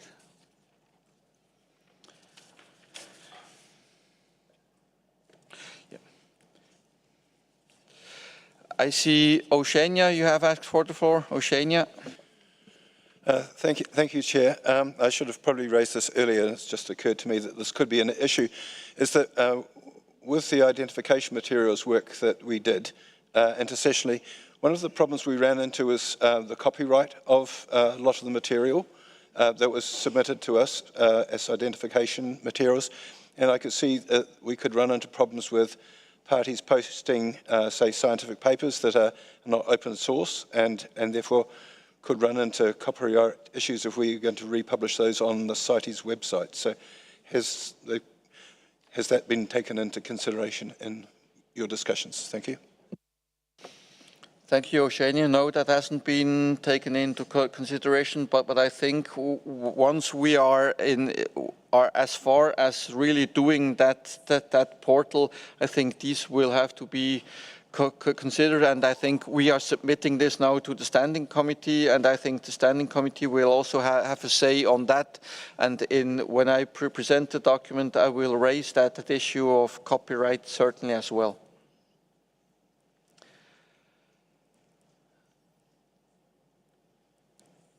Okay, I see HSI. HSI, you have the floor. Thank you, Mr. Chair. Just a couple of comments. First of all, with reference to the matter raised by Oceania, I think he's certainly correct to bring this up, but I'd point out that if a paper is not open source and there are difficulties with posting the entire text, it is certainly possible to post a link to the paper itself, and then whoever wants to use it can decide whether they, want to put up the money for whatever it costs to get a look at the paper or get at it through some other means, so that would you could simply avoid the copyright issue in that fashion. While I have the floor, if you, in your indulgence, I just want to take a moment to issue the comment that was made saying there was nothing in the CITES text that supported this work. I think there absolutely is. I think the preamble and the language of Article 2 contain the aspirational goal that CITES should list all species that are threatened by trade that the treaty could help, and that that is very much part of this work, although obviously you have to consider issues of workload, funding, and other matters. Thank you, Mr. Chair. Thank you. So I think we have finished the recommendations. Just one is left, and that is agree that decision 19187 has been implemented and propose its deletion to the 20th meeting of the Conference of the Parties, in addition to the ones I already proposed. Okay. I don't see anybody opposing, so we can close this debate on this item, and I would now give the floor to my fellow chair of the Plants Committee to continue this morning's work. Sorry for taking up so much time.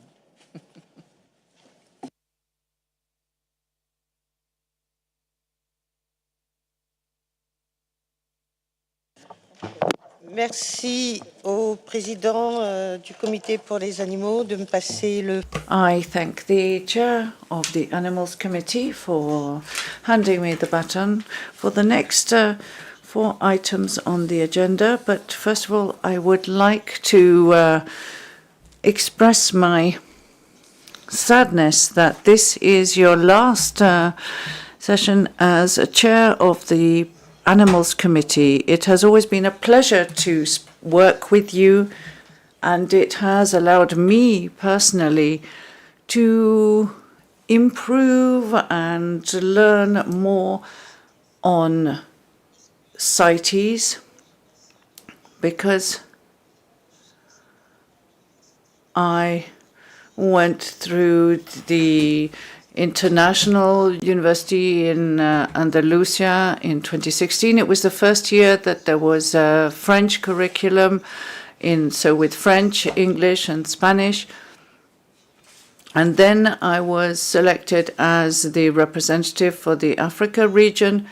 And since then, in 2019, as chair of the Plants Committee, I've had the pleasure of sharing these joint sessions of work together, preparing the committees, and I am very sad to see you leaving. But I think it might be the right time to wish you all the very best for your post-CITES life. So that's what I wanted to say to you personally. And of course, please applaud.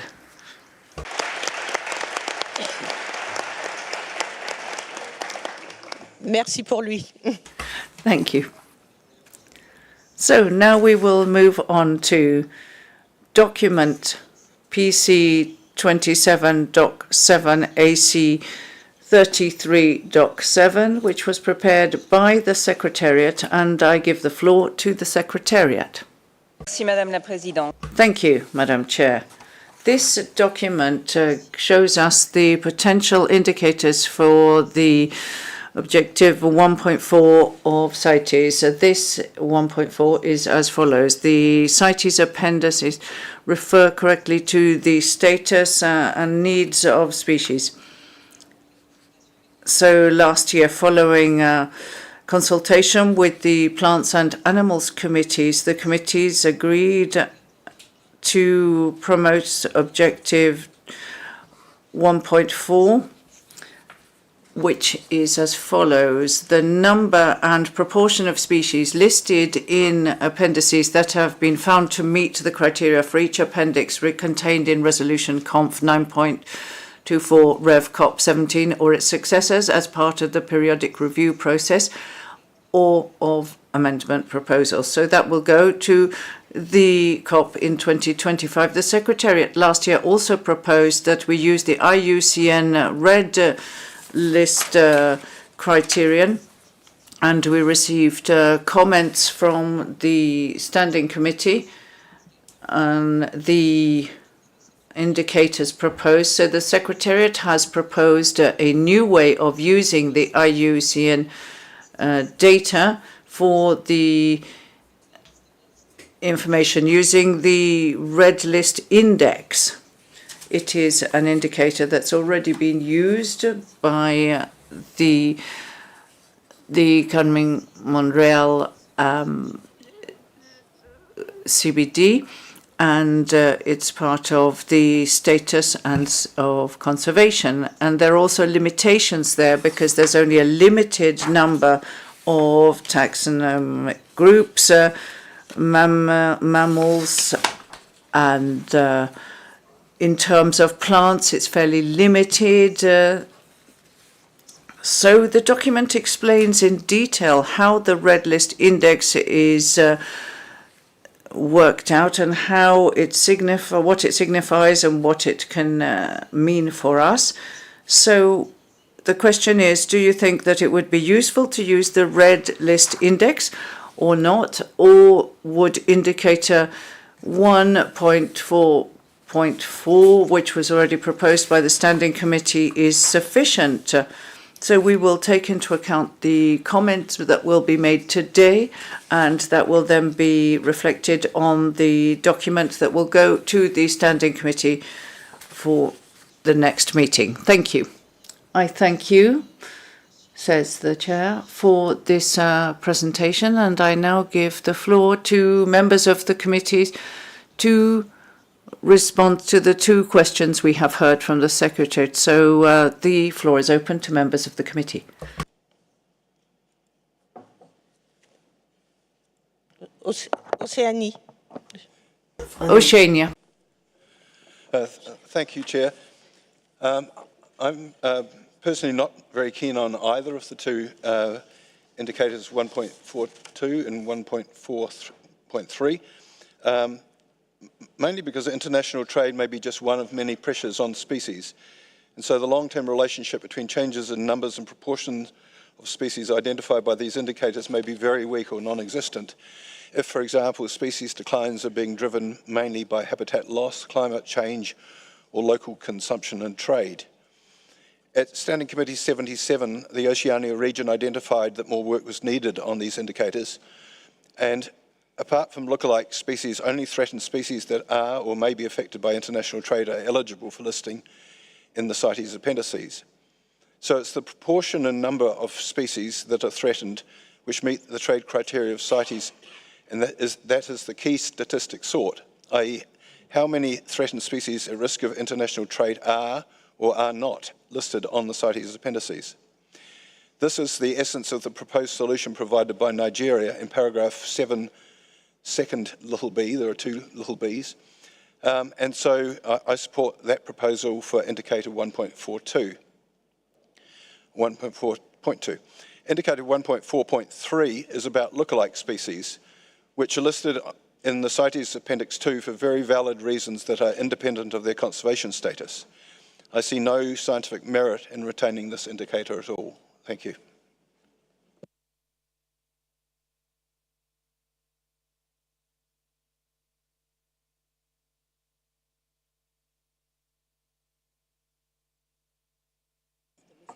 Je remercie. I thank the representative of Oceania, and I give the floor to the North America region. Thank you, Chair. The North American region welcomes the work that the CITES Secretariat has done in facilitating the review of indicators for the CITES Strategic Vision and collating feedback on options for Objective 1.4. For this objective, which reads, "The appendices correctly reflect the conservation status and needs of species," the North American region feels that indicator 1.4.1, which has already been agreed, is a good fit. Indicator 1.4.1 reads, "The number and proportion of species listed in appendices that have been found to meet the criteria for each appendix contained in Resolution Conf 9.24, Rev Cop 17, or its successors as part of the periodic review process or amendment proposals." Based on the drawbacks mentioned in the document, it seems there are a suite of aspects to be revised on the linkages between the Red List Index and trade. So we suggest revisiting in the future when the exercise is further along. Therefore, we suggest the committees not adopt an additional indicator for this objective at this time. Thank you, Chair.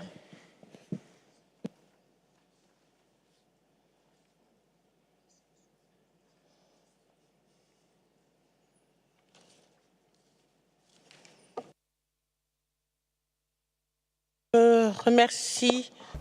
I thank the representative for the North America region. Do we have any further request for the floor from members of the committee? Yes, I give the floor to Asia. Thank you. My concern regarding the proposal is for the species that have not been assessed by the IUCN, and there's not reliable information in the IUCN database. If we have experience of having such problems with the species, so we have to set indicator for those species that have not been assessed by the IUCN. Thank you.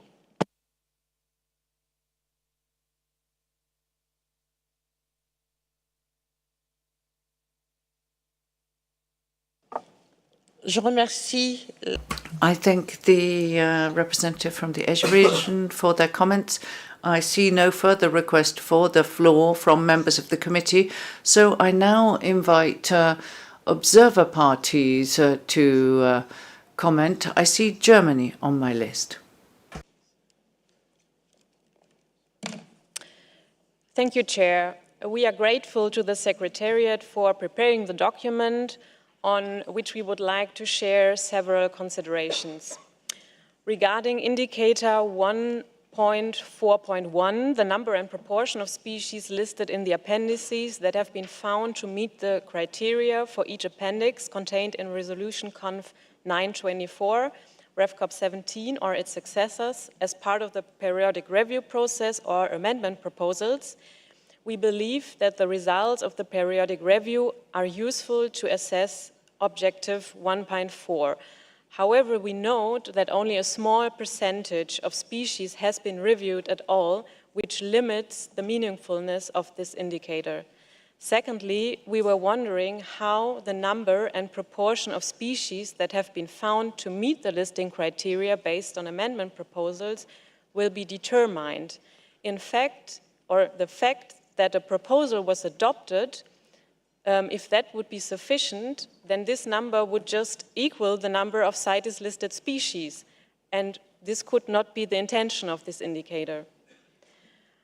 Regarding the proposed indicators 1.4.2 and 1.4.3, we would like to emphasize that its use will lead to a simplification of the situation, as they would basically tell the number of CITES listed and threatened species which are in international trade, while they cannot reliably determine the number of species that are actually threatened by trade, as also highlighted by the representative of Oceania. We note that there are threatened species in trade where trade is, however, not a threat, and vice versa. Further shortcomings include that lookalike species would considerably distort the statistic, and IUCN assessments can be outdated, many species listed are not assessed, and so on. We therefore deem it important to emphasize that the meaningfulness of any indicator based on the IUCN Red List should not be over-interpreted. Having that said, the IUCN Red List is still the only generally credible and widely acknowledged source with relatively comparable and scientific assessments of the conservation status of species worldwide, and any more comprehensive assessment taking into account different data sources is practically not feasible, and we would advise against using additional non-standardized data sources for some species and not for others, which make the entire assessment intransparent and incoherent. In order to refine indicators 1.4.2 and 1.4.3, we would suggest that 1.4.2 could include all Appendix 1 and 2 species in a threatened category where international trade is recognized as a threat, and 1.4.3 would include the species listed in Appendix 1 and 2 assessed as least concern, where international trade is not assessed as threat. And in theory, the higher indicator 1.4.2 and the lower indicator 1.4.3 would be, the better would CITES comply with objective 1.4. And to put these indicators into perspective, we would see merit if these indicators could likewise be assessed for non-CITES listed species, as proposed by Nigeria. Regarding the possible use of a red list index as an additional indicator for objective 1.4, we recall the same aspect as mentioned above and are of the view that either the already proposed indicators or a possible red list index could be used, but we don't think it would provide any significant additional value to use all of them. But to allow a more profound assessment on what could be the most suitable and practical indicator and how they could be interpreted, it might be helpful if the Secretariat could, in consultation with the IUCN, calculate the different indicators once for the status quo. Thank you, Chair.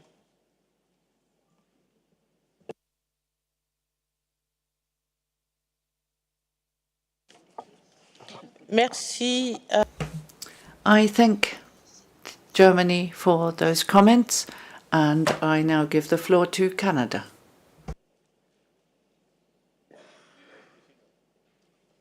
Thank you, Chair.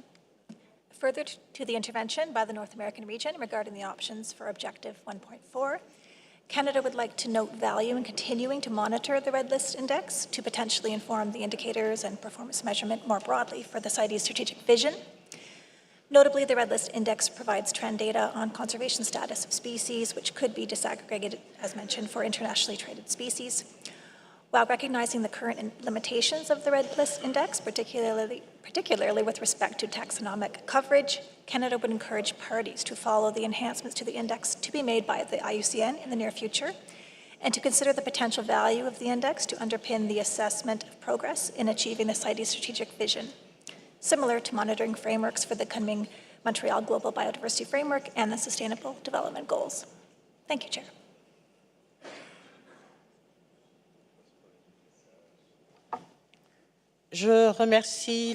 I thank you, Canada, and I now give the floor to Argentina. Gracias, señora. Thank you, Madam Chair.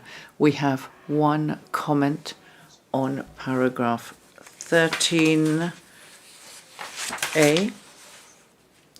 and we think that the criteria for inclusion in CITES, that international trade could be impacting these species.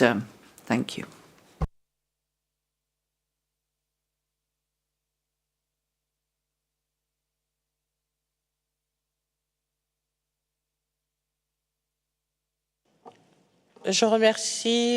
I thank Argentina for their comment, and I now give the floor to the Central, South America and Caribbean region. Thank you very much, Madam Chair. We think it is timely to continue with the follow-up on the matters linked to the use of the additional indicators for the indicator 1.4 of the strategy. And we would like to say that there are concerns of Peru about the limited coverage for the evaluations of the red list for taxons, in particular of wild flora, and in particular thinking of orchids, which have many species, and the percentage of species assessed is very low. So it would be useful to think about the related indicators and to use the red list index. It would be good to have the assessment, which is filtered on the species, and to disaggregate it by those that are listed and not listed. And the use of the red list index would be very useful because it already allows and is foreseen to use this indicate to meet SDG 15 as well as Objective A of the framework for biological diversity. And so it would show CITES contributions to these global goals. And we also consider that the taxonomic differences could be assessed if we work on taxonomy and look at the use of synonyms. And that's what we wanted to mention. Thank you, Madam Chair.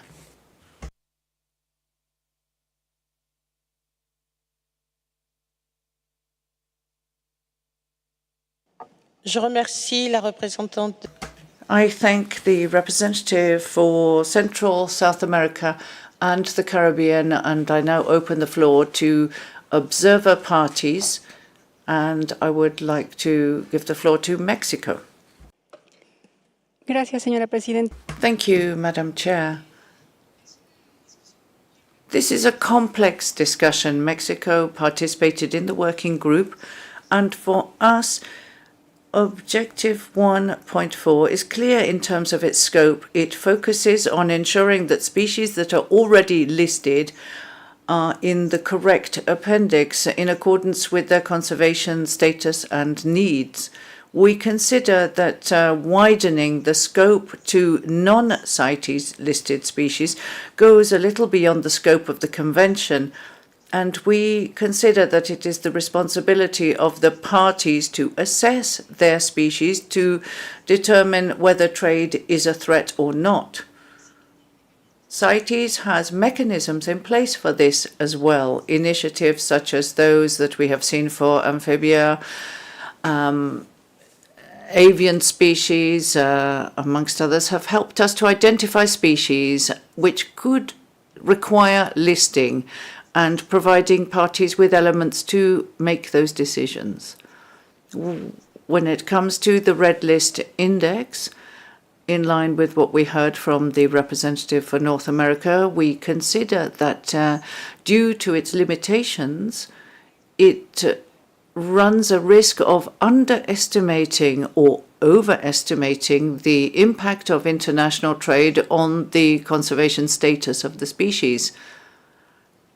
On the other hand, it could also duplicate some elements of 1.5 and its indicator 1.5.1, which refers to the conservation status of species listed in the appendices, and if that has been stabilized or improved, and which already sees the red list as a source of information.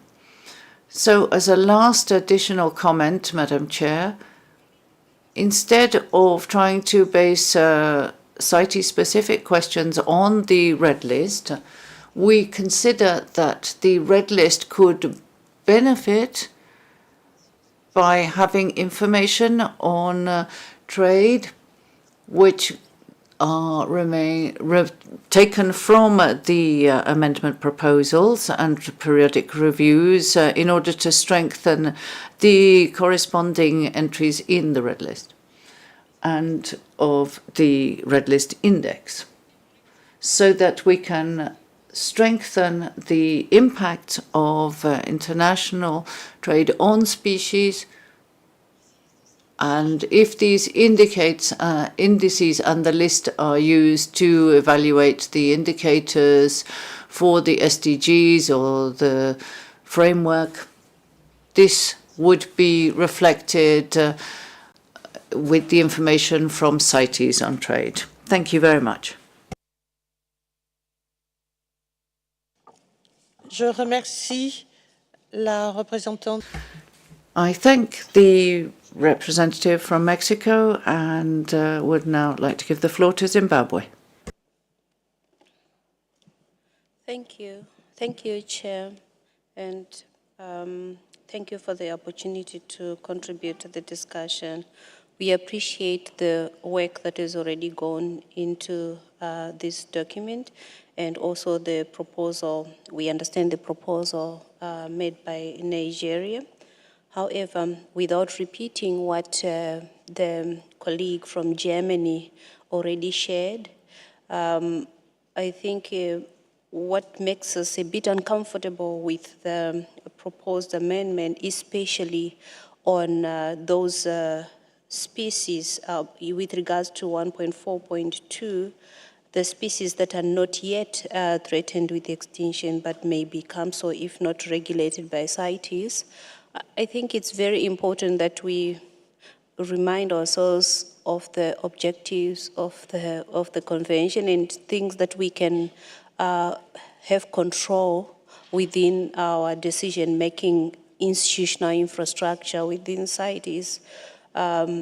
If we put an indicator which places certain expectations and obligations on another entity that we may not have control of, or there's no guarantee of financing the mechanisms that will allow parties to make objective decisions, it becomes problematic. Therefore, we're not very comfortable with part of that amendment, which is labeled number 2. But with regards to the other suggestions, I think it makes sense, and there is no doubt on the objectivity and the methodological aspects for red listing of species. But we shouldn't mix the two, which might make us deviate from our established criteria and decision-making processes. Thank you, Chair. Je remercie. I thank you, Zimbabwe, for your statement, and I'll now give the floor to South Africa. Thank you, Madam Chair. We've listened very carefully to all of the interventions this morning on this issue. It is clearly a complex issue, but we think that the intervention from Germany makes the most sense. and we'd like to support their suggestion. It's a really elegant solution to this, and something that can be workable at the end when we have to report against these indicators. Thank you. Je vous remercie. I thank you, and I will now open the floor to observers, and I would please request everyone to be very brief with their statements so that we can work and finish on time. We have 55 minutes left. HSI, you have the floor. Merci, Madame le Président. Thank you, Madam Chair. We would like to endorse the statement made by the delegate from Oceania, supporting the suggested wording suggested by Nigeria in paragraph 7, second little b.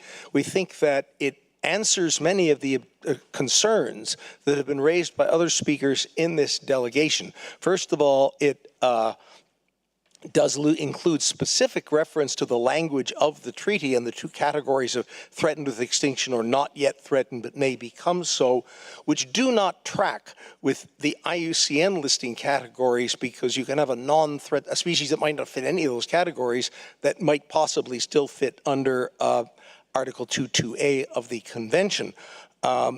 We'd also point out that the categories of near threatened, vulnerable, endangered, critically extinct in the wild are not information. They are conclusions based on information, and that they may be affected by such things as how long ago the assessment was done, and also we may consider different factors when we're looking at CITES. The Nigerian proposal, by removing reference to those categories, putting in the word specific in the treaty, and adding and or other relevant sources, so IUCN's red list is not the only place one looks, I think makes this a much closer approximation of what we need to do. Of course, the job of determining what those species are that are not listed is a large one, there's no question about that, but if an indicator of this type is to be adopted, we think the Nigerian wording is considerably superior to what has otherwise been recommended. Thank you, Madam Chair.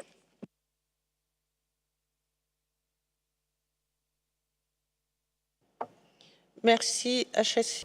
Thank you, HSI.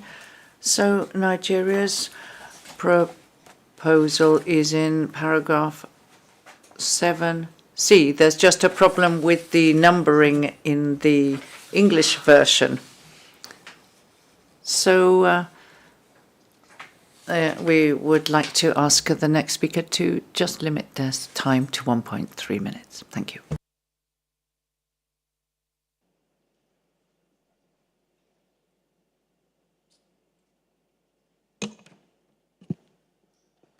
Thank you, Madam Chair. I presume it's been handed over to me, considering my microphone's red. Madam Chair, to look at a practical reference of the IUCN Red List species, South Africa has been utilizing it for quite a while under our TOPS species regulations, threatened or protected species. Now, to give you a bit of practical examples of where this has fallen short, is according to the IUCN Red List assessment, there are only 1,346 sable antelope in the country and 233 mature roan antelope in the country, yet we export hunting trophies of 1,509 sable compared to the 1,346 mature individuals, and we export 306 roan antelope trophies per year. So this assessment, to a large degree, has excluded the private wildlife sector that maintains most of these species within our country, because we manage our wildlife to be productive. We have interventions such as veterinary care, and most of these animals occur outside their natural distribution ranges. So these species are not included, or these numbers are not included when these red list assessments are done, and that's going to be a huge flag going forward. Similarly, on the opposite end of the coin, your elephant populations in South Africa are considered least concern. So will we then be using those references to downlist elephants specifically in South Africa if it's least concern on that regard? So that's got its ups and downs, but in general, the IUCN red listing assessment is not going to be beneficial towards CITES. I think individual countries and individual ranges can utilize this assessment as and when they deem necessary. Thank you, Madam Chair.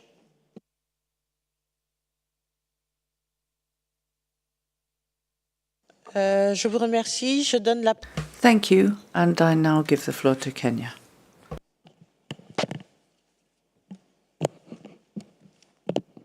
Thank you, Madam Chair. Kenya, like previous speakers who have given support to the understanding that the indicators for the objective 1.4, the 3 indicators will be adequate for the measuring the implementation of that objective.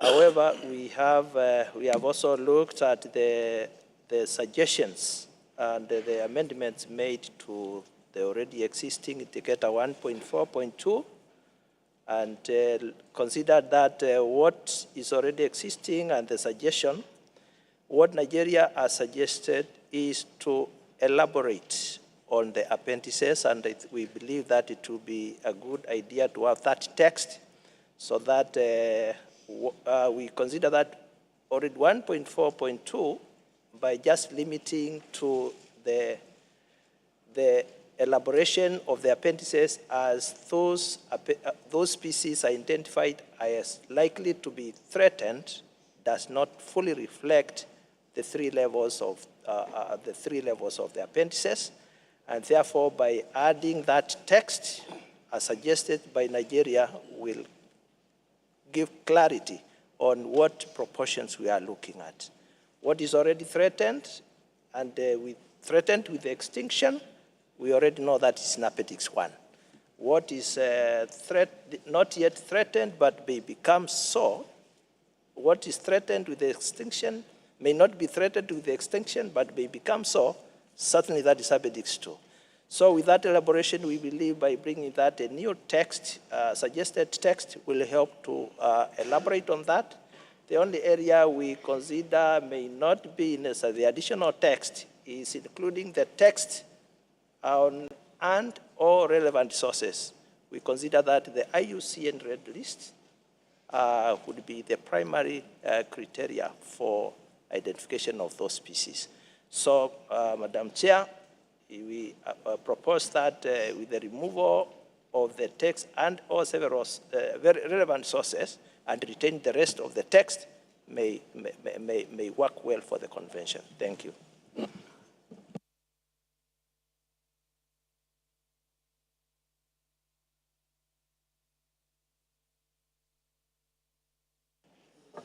Merci, le Kenya. Thank you, Kenya, for your intervention. I have 4 requests for the floor, and I would ask the speakers to please be as brief as possible. First of all, I give the floor to the Europe region. As brief as possible, to aid the decision-making process, I want to give my support to the intervention of Germany and the suggestions supported by South Africa. Thank you.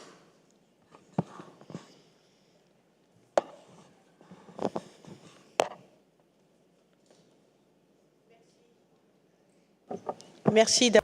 Thank you for having taken note of my request.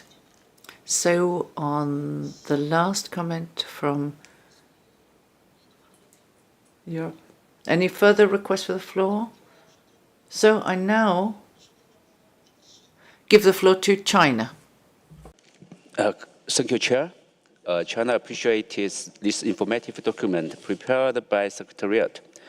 We support positions that CITES should be cautious against over-reliance on data from the red list by the IUCN.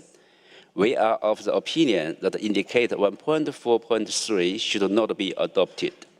Regarding indicator 1.4.2, we support the revision proposed in the document. Thank you.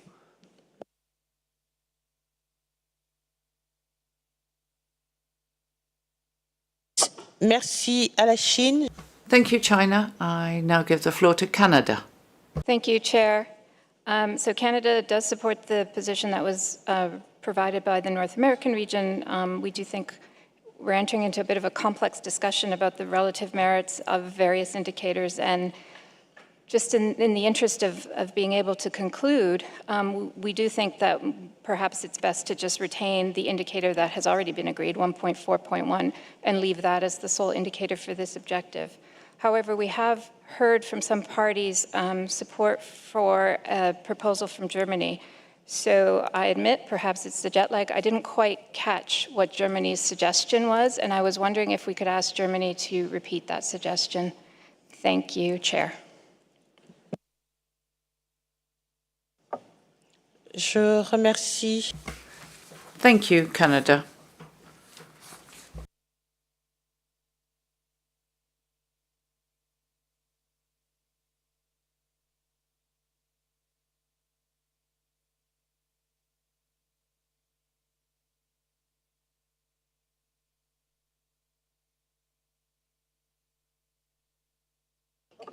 Ok, merci.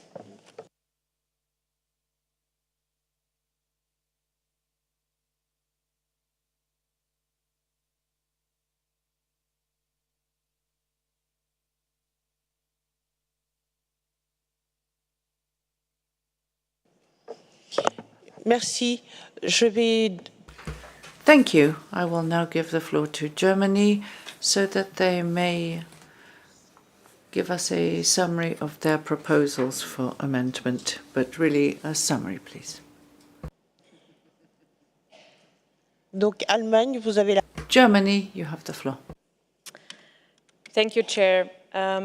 So basically, the main proposal is that to allow the most profound assessment on which indicator would be the most suitable, that is based on the IUCN red list, would be if beforehand there could be an assessment of all these indicators made by the Secretariat in consultation with the IUCN to allow us to see which is most suitable and how they could be interpreted.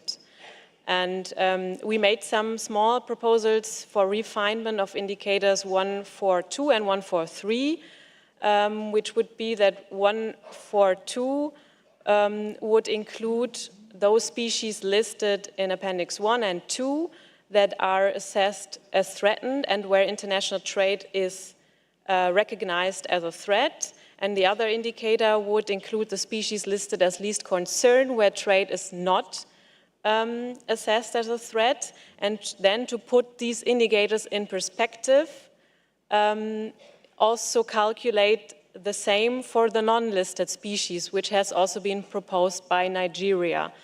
And this could be option 1, to have these indicators. And the other proposal was to use the red list index. And we would suggest to only use one of them, either 142 and 143 or the red list index. But to make a final assessment, it would be useful to have them calculated once and see what comes out and how that could be interpreted. And regarding the already agreed indicator 141, we just question how it should be determined how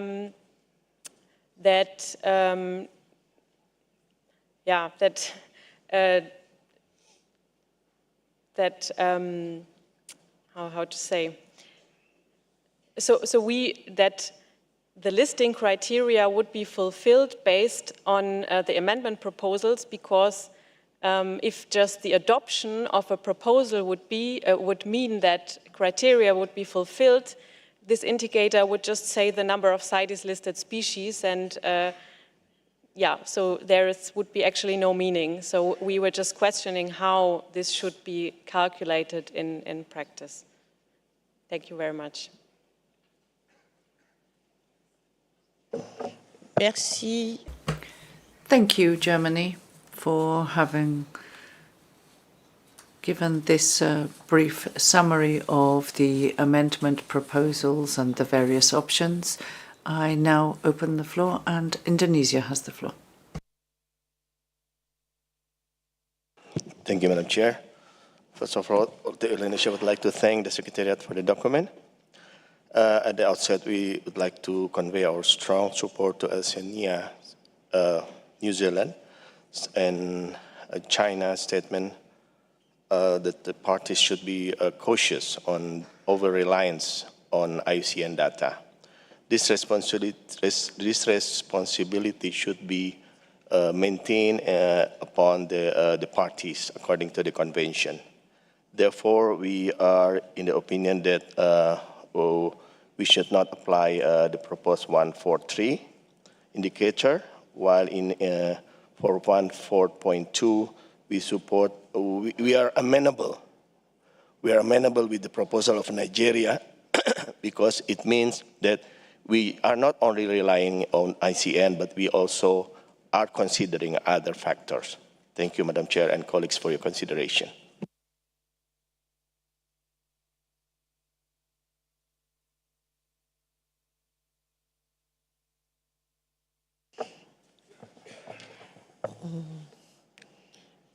Canada?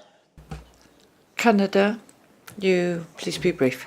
Brief. So I do thank Germany for repeating their various recommendations. That was very helpful to hear. I do wonder, Chair, if perhaps we are starting to let perfection be the enemy of the good here. This is a very ambitious strategic vision that we've created, and we are trying to monitor and assess the overall effectiveness of our convention and ensure that it is doing what it is intended to do. And that's a complicated task. There's a number of factors that come into play. I have heard parties also concerned about some of the 1.4.3, the use of the red list. I've heard different views about how we could adapt it. I think we are trying to find that perfect solution. I'm not sure it exists right now. And so in light of the extent of this conversation, and again, in the interest of moving forward, of being able to starting to do our reporting and our measuring and to recognize that it is not perfect, Canada still concludes that we should just retain 1.4.1 and move forward with that. To Germany's comments on the periodic review process, yes, it isn't perfect. It is not a complete analysis, but I don't think that's a problem of the indicator. I think that's something for us to consider as we undertake our periodic review process. So maybe I'll just conclude there. I've really enjoyed this conversation, but I think in the spirit of moving forward, we would suggest just retaining the decision that we've already made and moving forward with the strategic vision. Thank you, Chair. Merci. Thank you, Canada. I agree with you.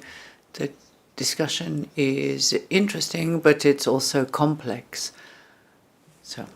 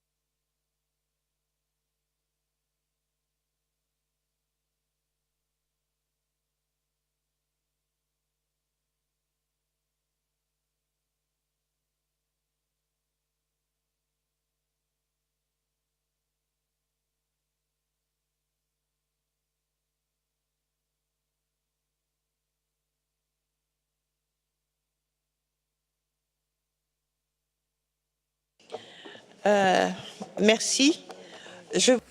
Thank you. So I just wanted to recall the recommendation on document PC27.7 AC33.7. So it is for the Plants and Animals Committee. They're invited to provide advice to the Secretariat on the possible indicators for Objective 1.4 of the Strategic Vision as proposed in paragraph 13 above.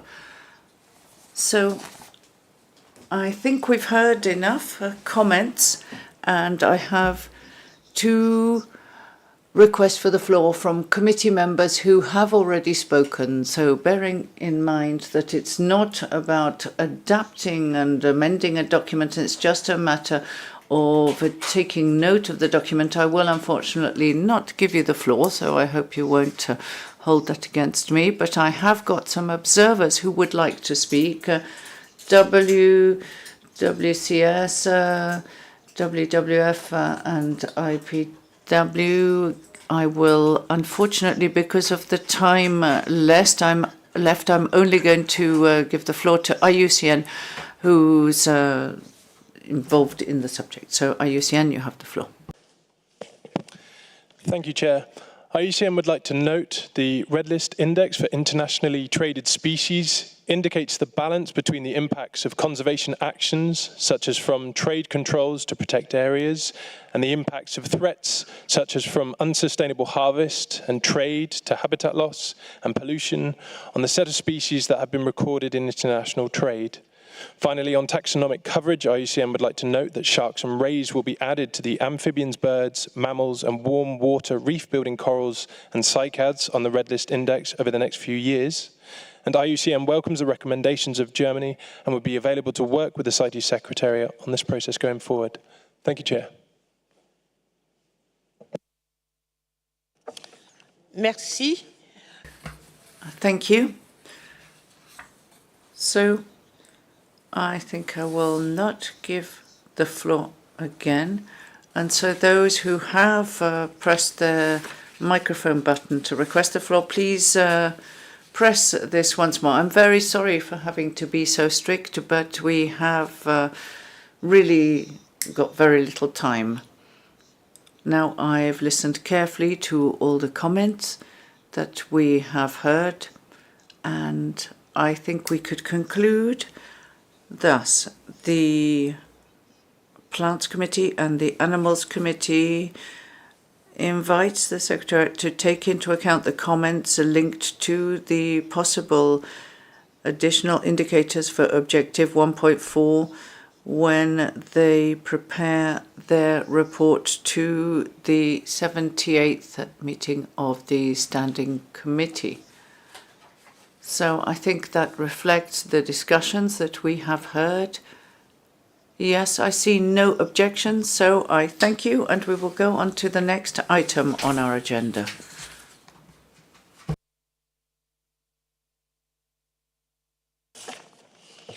Le point suivant porte sur... The next item is on cooperation with multilateral environmental agreements and other international organizations in relation to Decision 19.20. There is no document, but the Secretariat shall present this item. The floor is yours, Secretariat. Thank you, Chair. Thank you, Chair. As there's no working document for this agenda item, we'll just like to provide an oral update to inform the Plants and Animals Committees of progress made in the implementation of Decision 19.20 on cooperation with multilateral environmental agreements and other international organizations. The decision directs the Secretariat to prepare for the consideration of the Standing Committee a partnership strategy to identify priorities for collaboration that specifically enhance the implementation of the Convention. The Secretariat would like to thank Switzerland for its generous contribution that enabled the Secretariat to initiate the development of a draft partnership strategy with the support of the Partnering Initiative. The partnership strategy will be anchored in the CITES Strategic Vision, of which Goal 5 specifically calls for collaboration. As such, the partnership strategy will serve as a means of implementation for the strategic vision as a whole, by outlining a systematic approach to partnerships that is aligned with the purpose of the strategic vision. It will establish principles and approaches on the intentional and strategic selection and engagement of partnerships that are consistent with the terms of the Convention.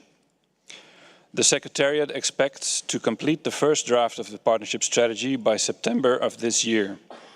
The intention is to share the draft with the Standing Committee for their input and comments.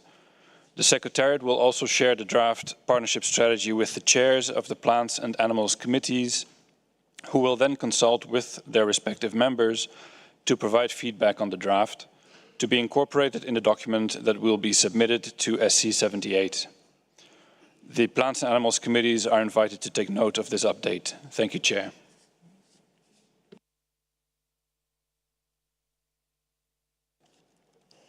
Merci au secrétariat pour... I thank the Secretariat for this introduction to the item. I now turn to committee members.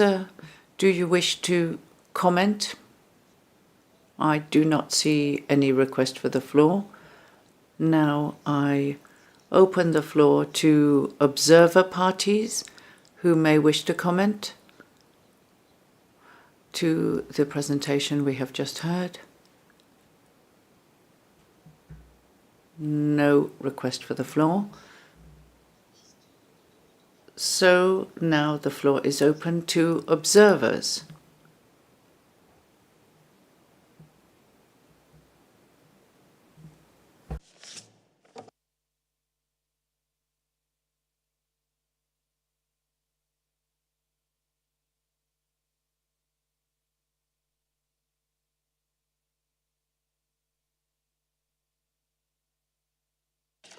Sur mon écran est écrit... On my screen I have Cartagena.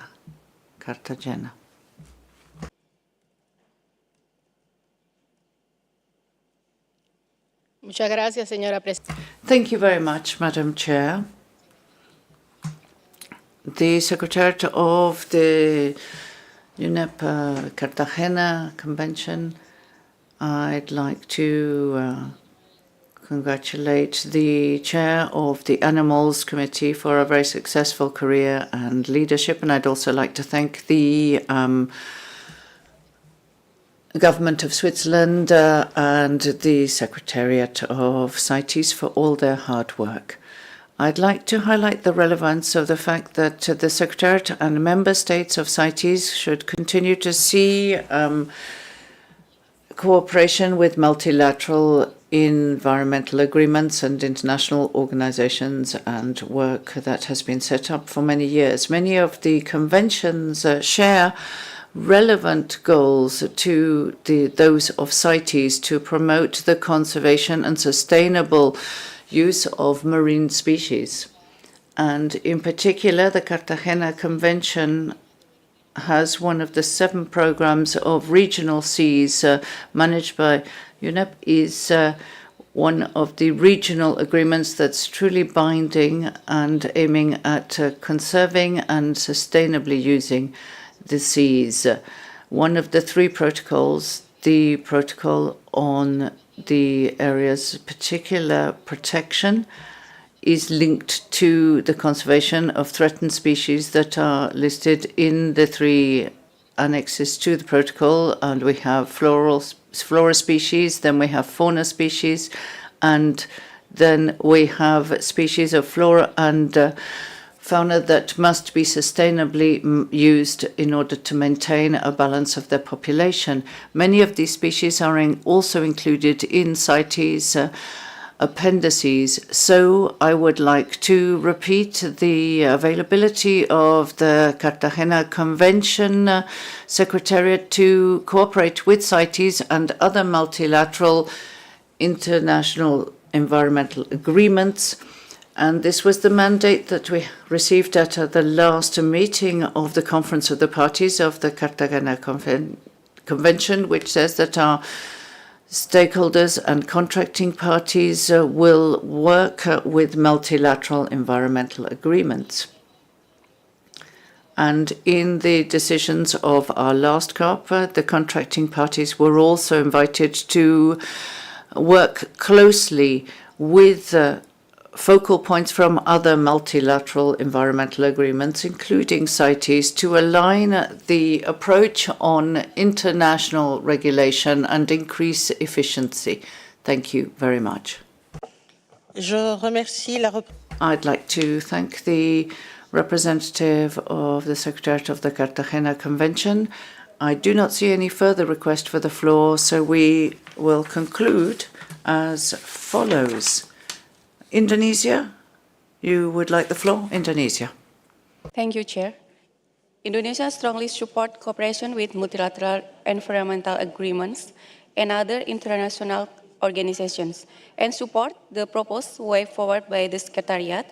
We should support more synergy by MEAs and hence support the Kunming-Montreal Global Biodiversity Framework. In this regard, Indonesia conveys its appreciation to the government of Switzerland for supporting these efforts through the Conference of the Bern process. In this regard, Indonesia would like to remind all of us that synergies should not only be implemented on targets, but also identifying challenges and its solutions, due to the lack of challenges experienced especially by developing countries. Thank you, Chair.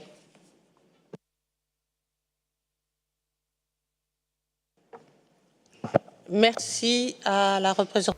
Thank you, Indonesia. This is the last chance for anyone to take the floor before I conclude on this item. So I see no request for the floor. Therefore, on this item of our agenda, the Plants and the Animals Committees take note of this document, PC27 AC33.9. Thank you.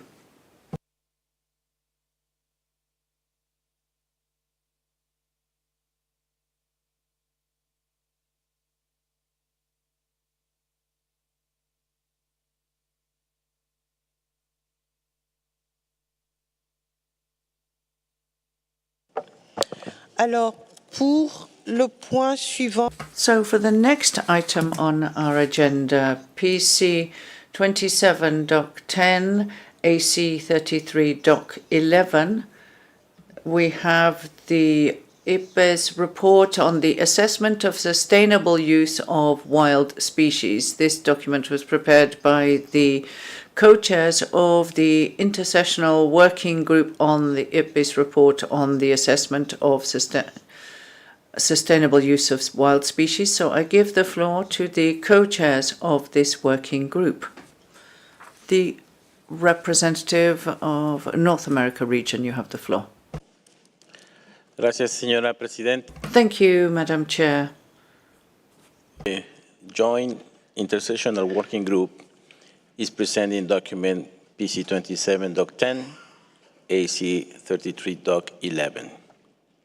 The working group was asked to A, review the scientific aspects of the thematic assessment of the sustainable use of wild species of the Intergovernmental Science Policy Platform on Biodiversity and Ecosystem Services, IPBES, relevant to CITES implementation as highlighted in the annexes to document PC26.12 and AC32.12.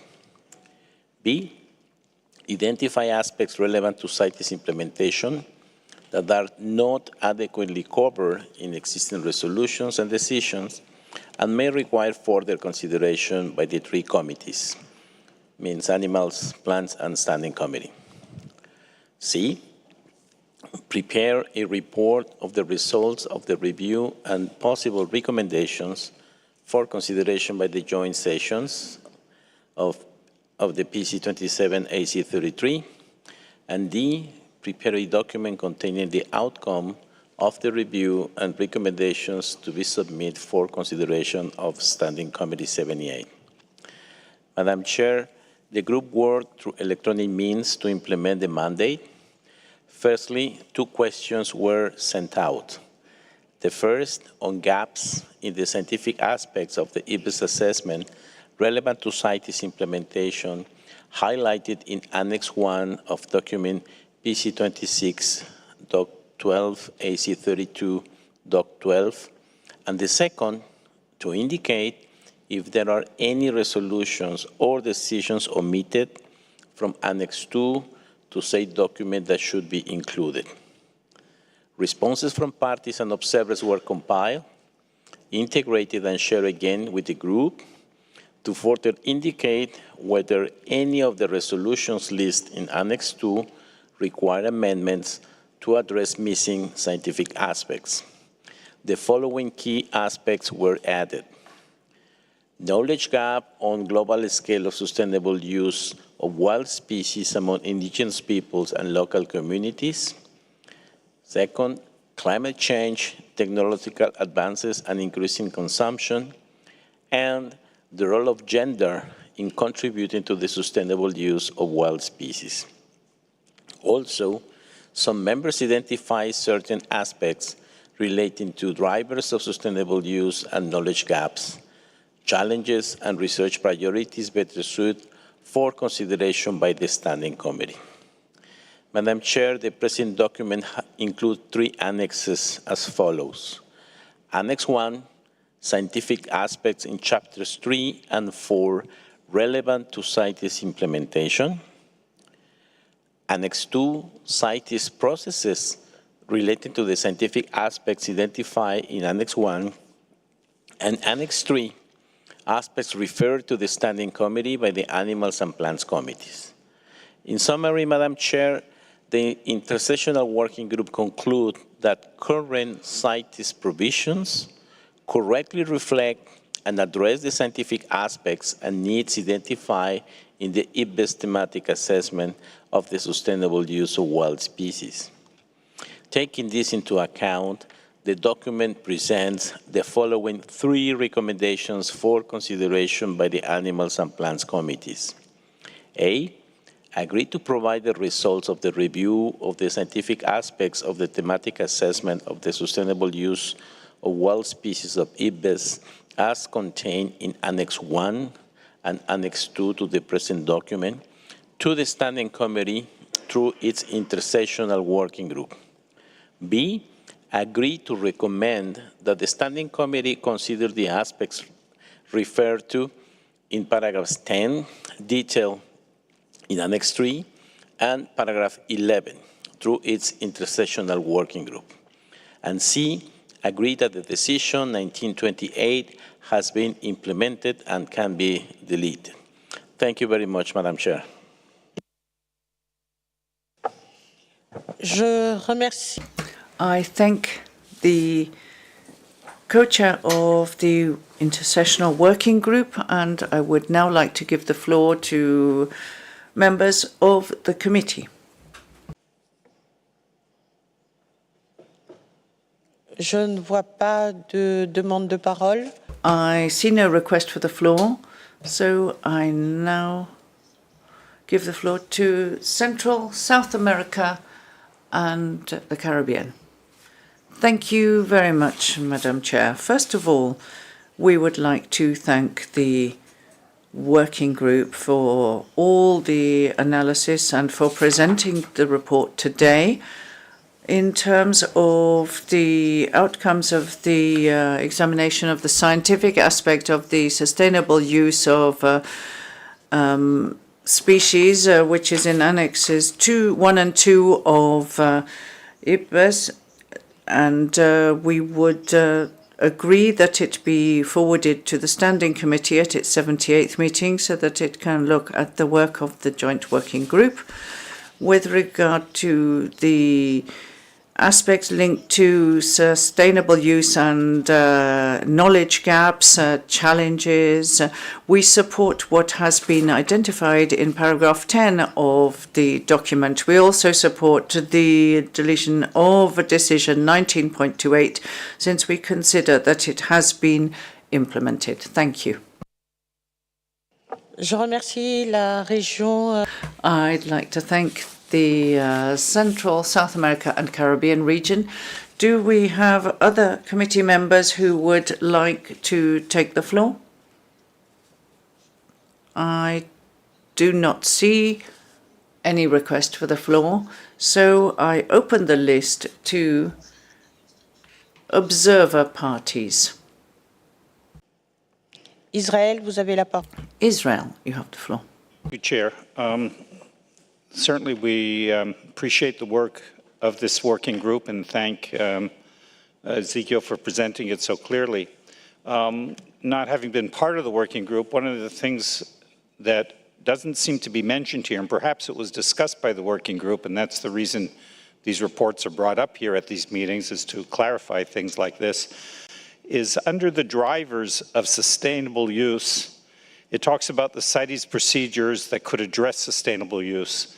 But I didn't see anything in here that looks at whether legal use could sometimes actually lead to increasing the threatened status of species. And perhaps I didn't find it in the report, but it speaks here about how the drivers of sustainable use will actually improve species. But I'm looking for cases, or at least indication, that the working group addressed this issue where a CITES listing and legal trade would actually be detriment to the species. And I was wondering if that would be included in here somewhere, and I just missed it. So I would hope to have that included also. Thank you, Chair.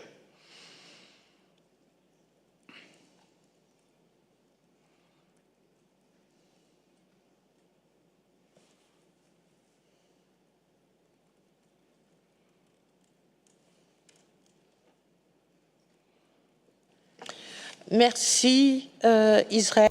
Thank you, Israel. So the question is put to the chair of the working group, North America in this case. Would you like to reply?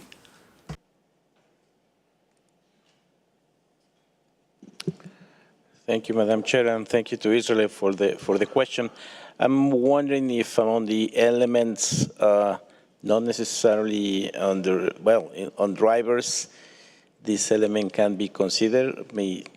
It will require some time. I don't know if my co-chair also have an idea on how to identify this point, because it certainly is under the practices in procedures. We understand that legal trade is not 100% sustainable necessarily. I think that's the point of what Israel is concerning. Probably there's one element on unintended outcomes with increased demand, but we're required to take a look just to be sure that element is there. I don't know if my co-chair has another idea to address this issue. Thank you.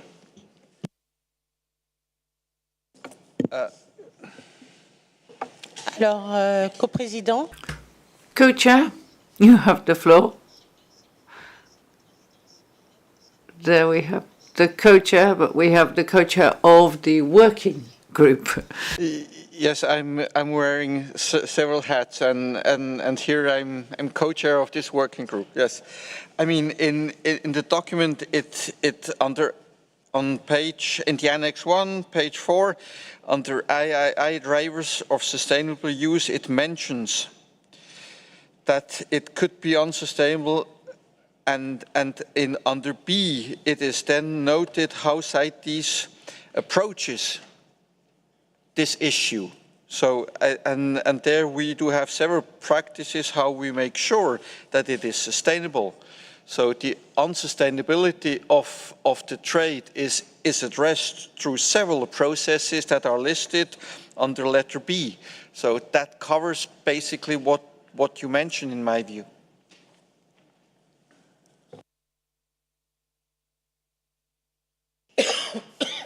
Merci au co-président.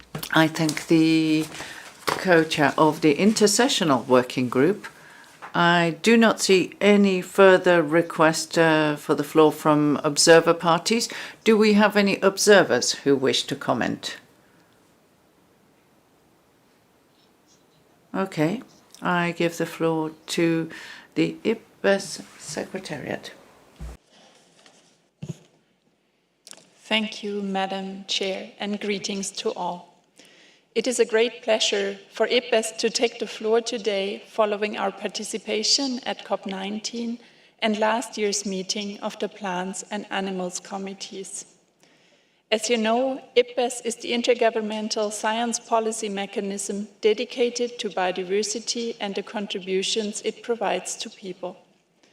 The IPBES assessment of the sustainable use of wild species, approved in 2022, found that CITES overall has been an important instrument for driving global coordination of regulations and enforcement regarding international trade in wild species, and that the development and implementation of non-detriment finding tools and methods in CITES also supports more sustainable use. The report prepared by the Joint Intersessional Working Group set out in PC27 Document 10 and AC33 Document 11 on strategic matters related to the IPBES assessment identifies key points of relevance to CITES, mostly drawn from Chapter 3 on trends and Chapter 4 on drivers of the IPBES assessment.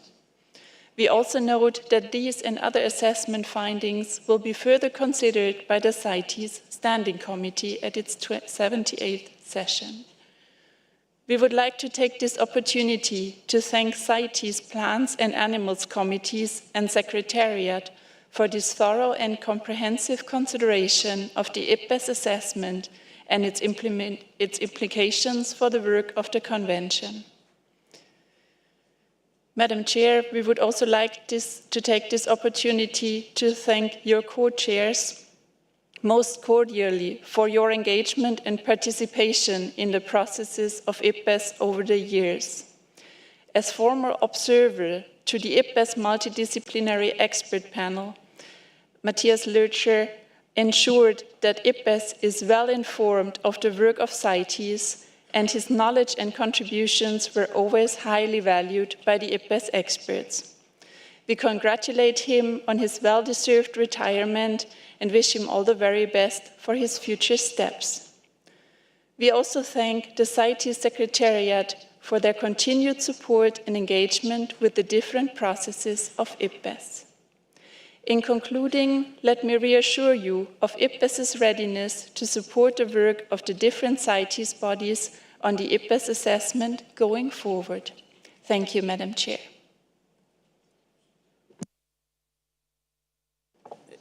Je remercie l'IPBES. I'd like to thank IPBES for their statement, and I now give the floor to WCS. Thank you, Chair. And we would like to thank the co-chairs and the Intersessional Working Group. And as has been stated, the list of potential touch points between the IPBES assessment and CITES are in Annex 1, but it includes three important issues I want to highlight. One, it says that the life histories and stocks of marine fish species are not well understood, and there's need to assess the impact of their trade, the international trade, on fisheries and marine biodiversity. Two, it says that the majority of species in the exotic pet trade are not included in the appendices, leaving trade in these species mostly unregulated and unmonitored. And it also refers to the unsustainable and extractive use of wild species and the impact on the emergence and spread of pathogens. However, these three important issues, marine fish, exotic pet trade, and the emergence of disease-causing pathogens through international trade and through use of species, are not captured in the short list of topics to be referred to from the Animals and Plants Committee to the Standing Committee. We hereby therefore request that the in Annex 3, that the Animals and Plants Committee recommend, in addition to what's in Annex 3 now, including these three important issues to be referred to the Standing Committee for its consideration. They're in the IPBES assessment on marine species, pathogens, and exotic pet species, but have been eliminated in Annex 3. And we urge the committees to include those issues as well in what is referred to the Standing Committee. Thank you, Chair. I thank you, WCS, and I now give the floor to Forward Life.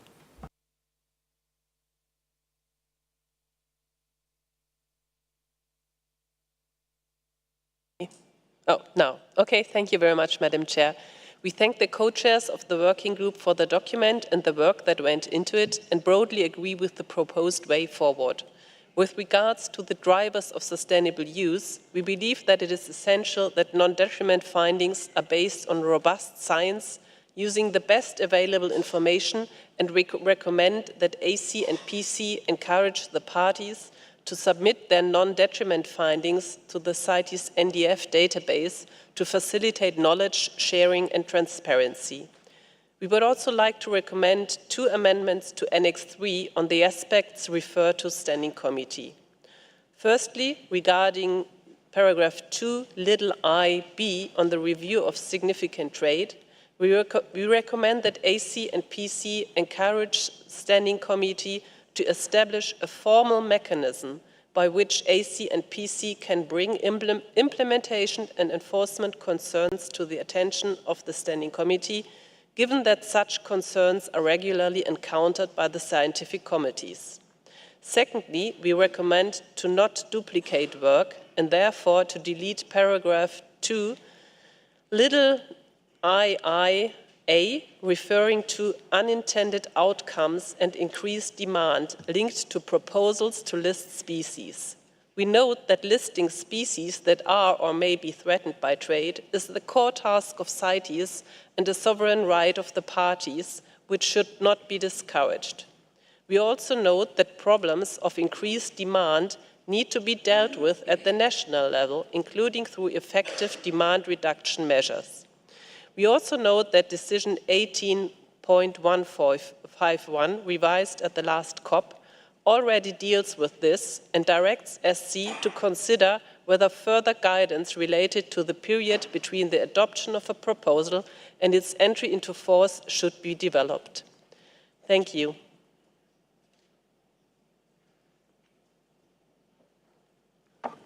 Je remercie. I thank the last speaker. Now, on the statement from WCS, I think that your concerns have been included in the decisions that will be taken by the Animals and the Plants Committee, in particular in recommendations 13A and 13B.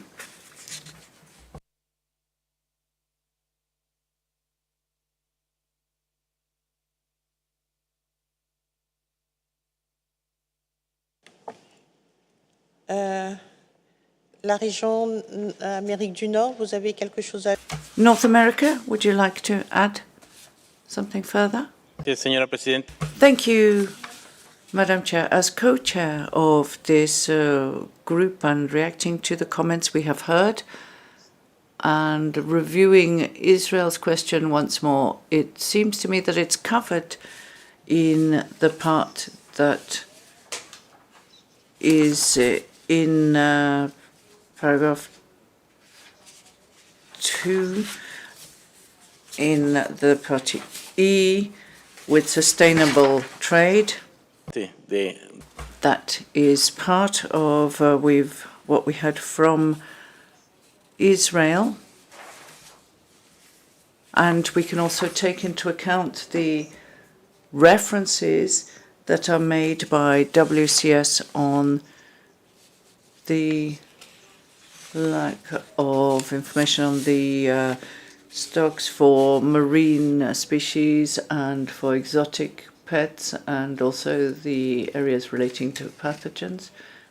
I think it's important that we all understand that the 3 annexes will be considered by the Standing Committee. So no information will be lost. And in terms of the comments that we heard from the representative of IPBES, it is true, and we should be proud that the various multilateral environmental agreements, we are the only one at CITES that has carried out an assessment of all the methods, and that we have continued to have a full follow-up. Now, when we look at the Bern 3 process, which looks at how the different conventions can support the global framework, and what CITES has done in relation to the IPBES evaluation, is an excellent example of synergies and how formally we carried out a process to ensure that we incorporate measures that support the findings of that important assessment. Thank you.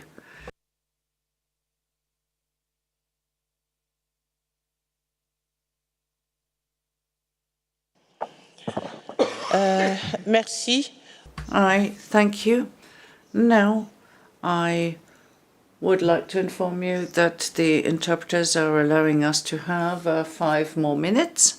So we now need to conclude.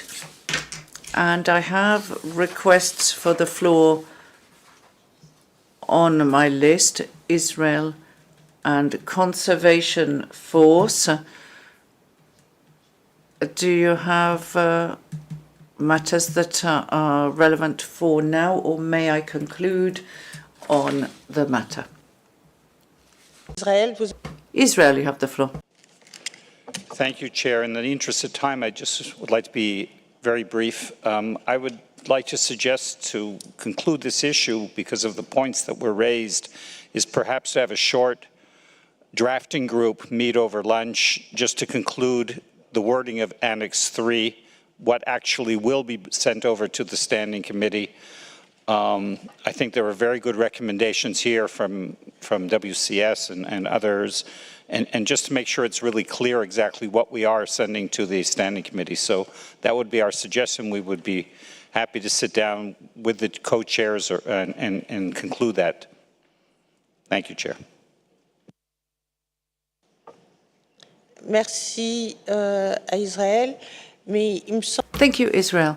But I think that one of the co-chairs said that no information would be lost along the way, given that everything would be reported at the next meeting of the Standing Committee. So I do not see an opportunity for us to have a small working group at this point. All the annexes 1, 2, and 3 of the document will be submitted to the Standing Committee. Conservation Force, you have 30 seconds.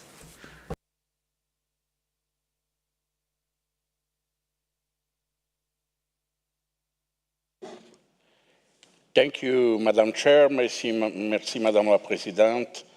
In 30 seconds, I would like to say that in the next 2 or next 3, sorry, of the aspect referred to the Standing Committee, there is a possible oversight, which is that Resolution 8.3 on the benefits of trade of wildlife is not quoted there.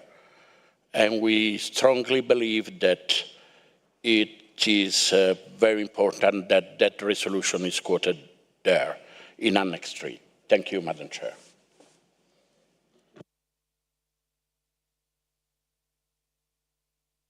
Merci. Thank you, Conservation Force. So I now turn rapidly to you so that I can conclude for conclusions.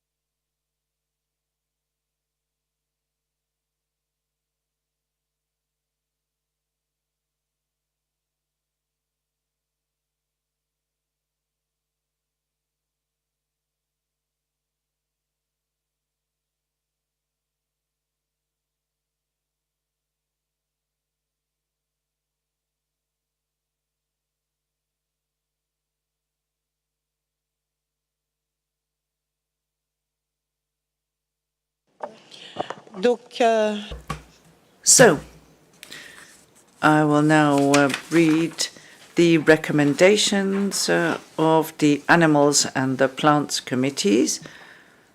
So, we have simplified the recommendations.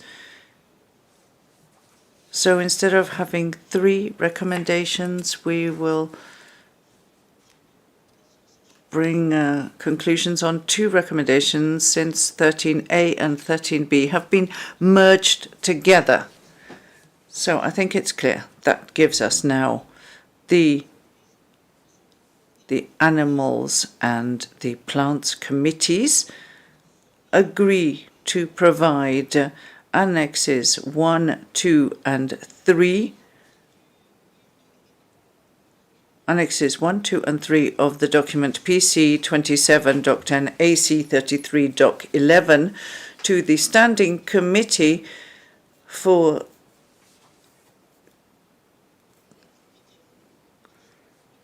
through its intersessional working group, and also agrees that decision 19.28 has been implemented and can be deleted. That is the decision on this item. I think this decision covers all of the concerns that have been raised during the consideration of this item. I do not see any objections, as Matthias often says. That is consent. North America has requested the floor. You have the floor. Yes, thank you, Madam Chair. We agree with the way you suggest proceeding, but I think the information is there. Just one of the suggestions from one of the observers, where it seemed that we had omitted the citation of a resolution 8.3. I need to know exactly in which place so that we can include it, and then we make sure everything is complete. Thank you.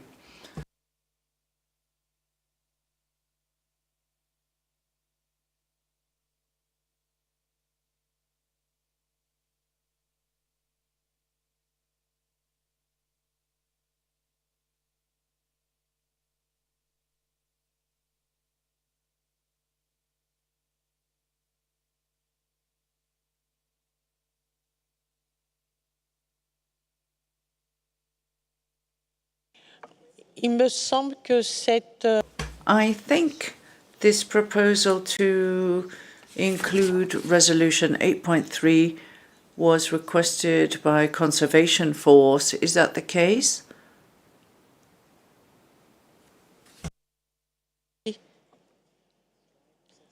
pouvez-vous nous préciser? Yes. So could you please very quickly tell us where you would like this addition to be made? Thank you for the floor, and thank you to Mexico. On the beginning of page 12, drivers of sustainable use, little I, practices in CITES procedures and practices addressed in the chapter that could address sustainable use. So on point A, and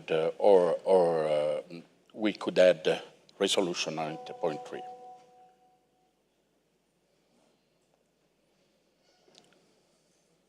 Because it's a practice in CITES procedure, it's a resolution that was done years ago and that is still valid, still very valid. Thank you.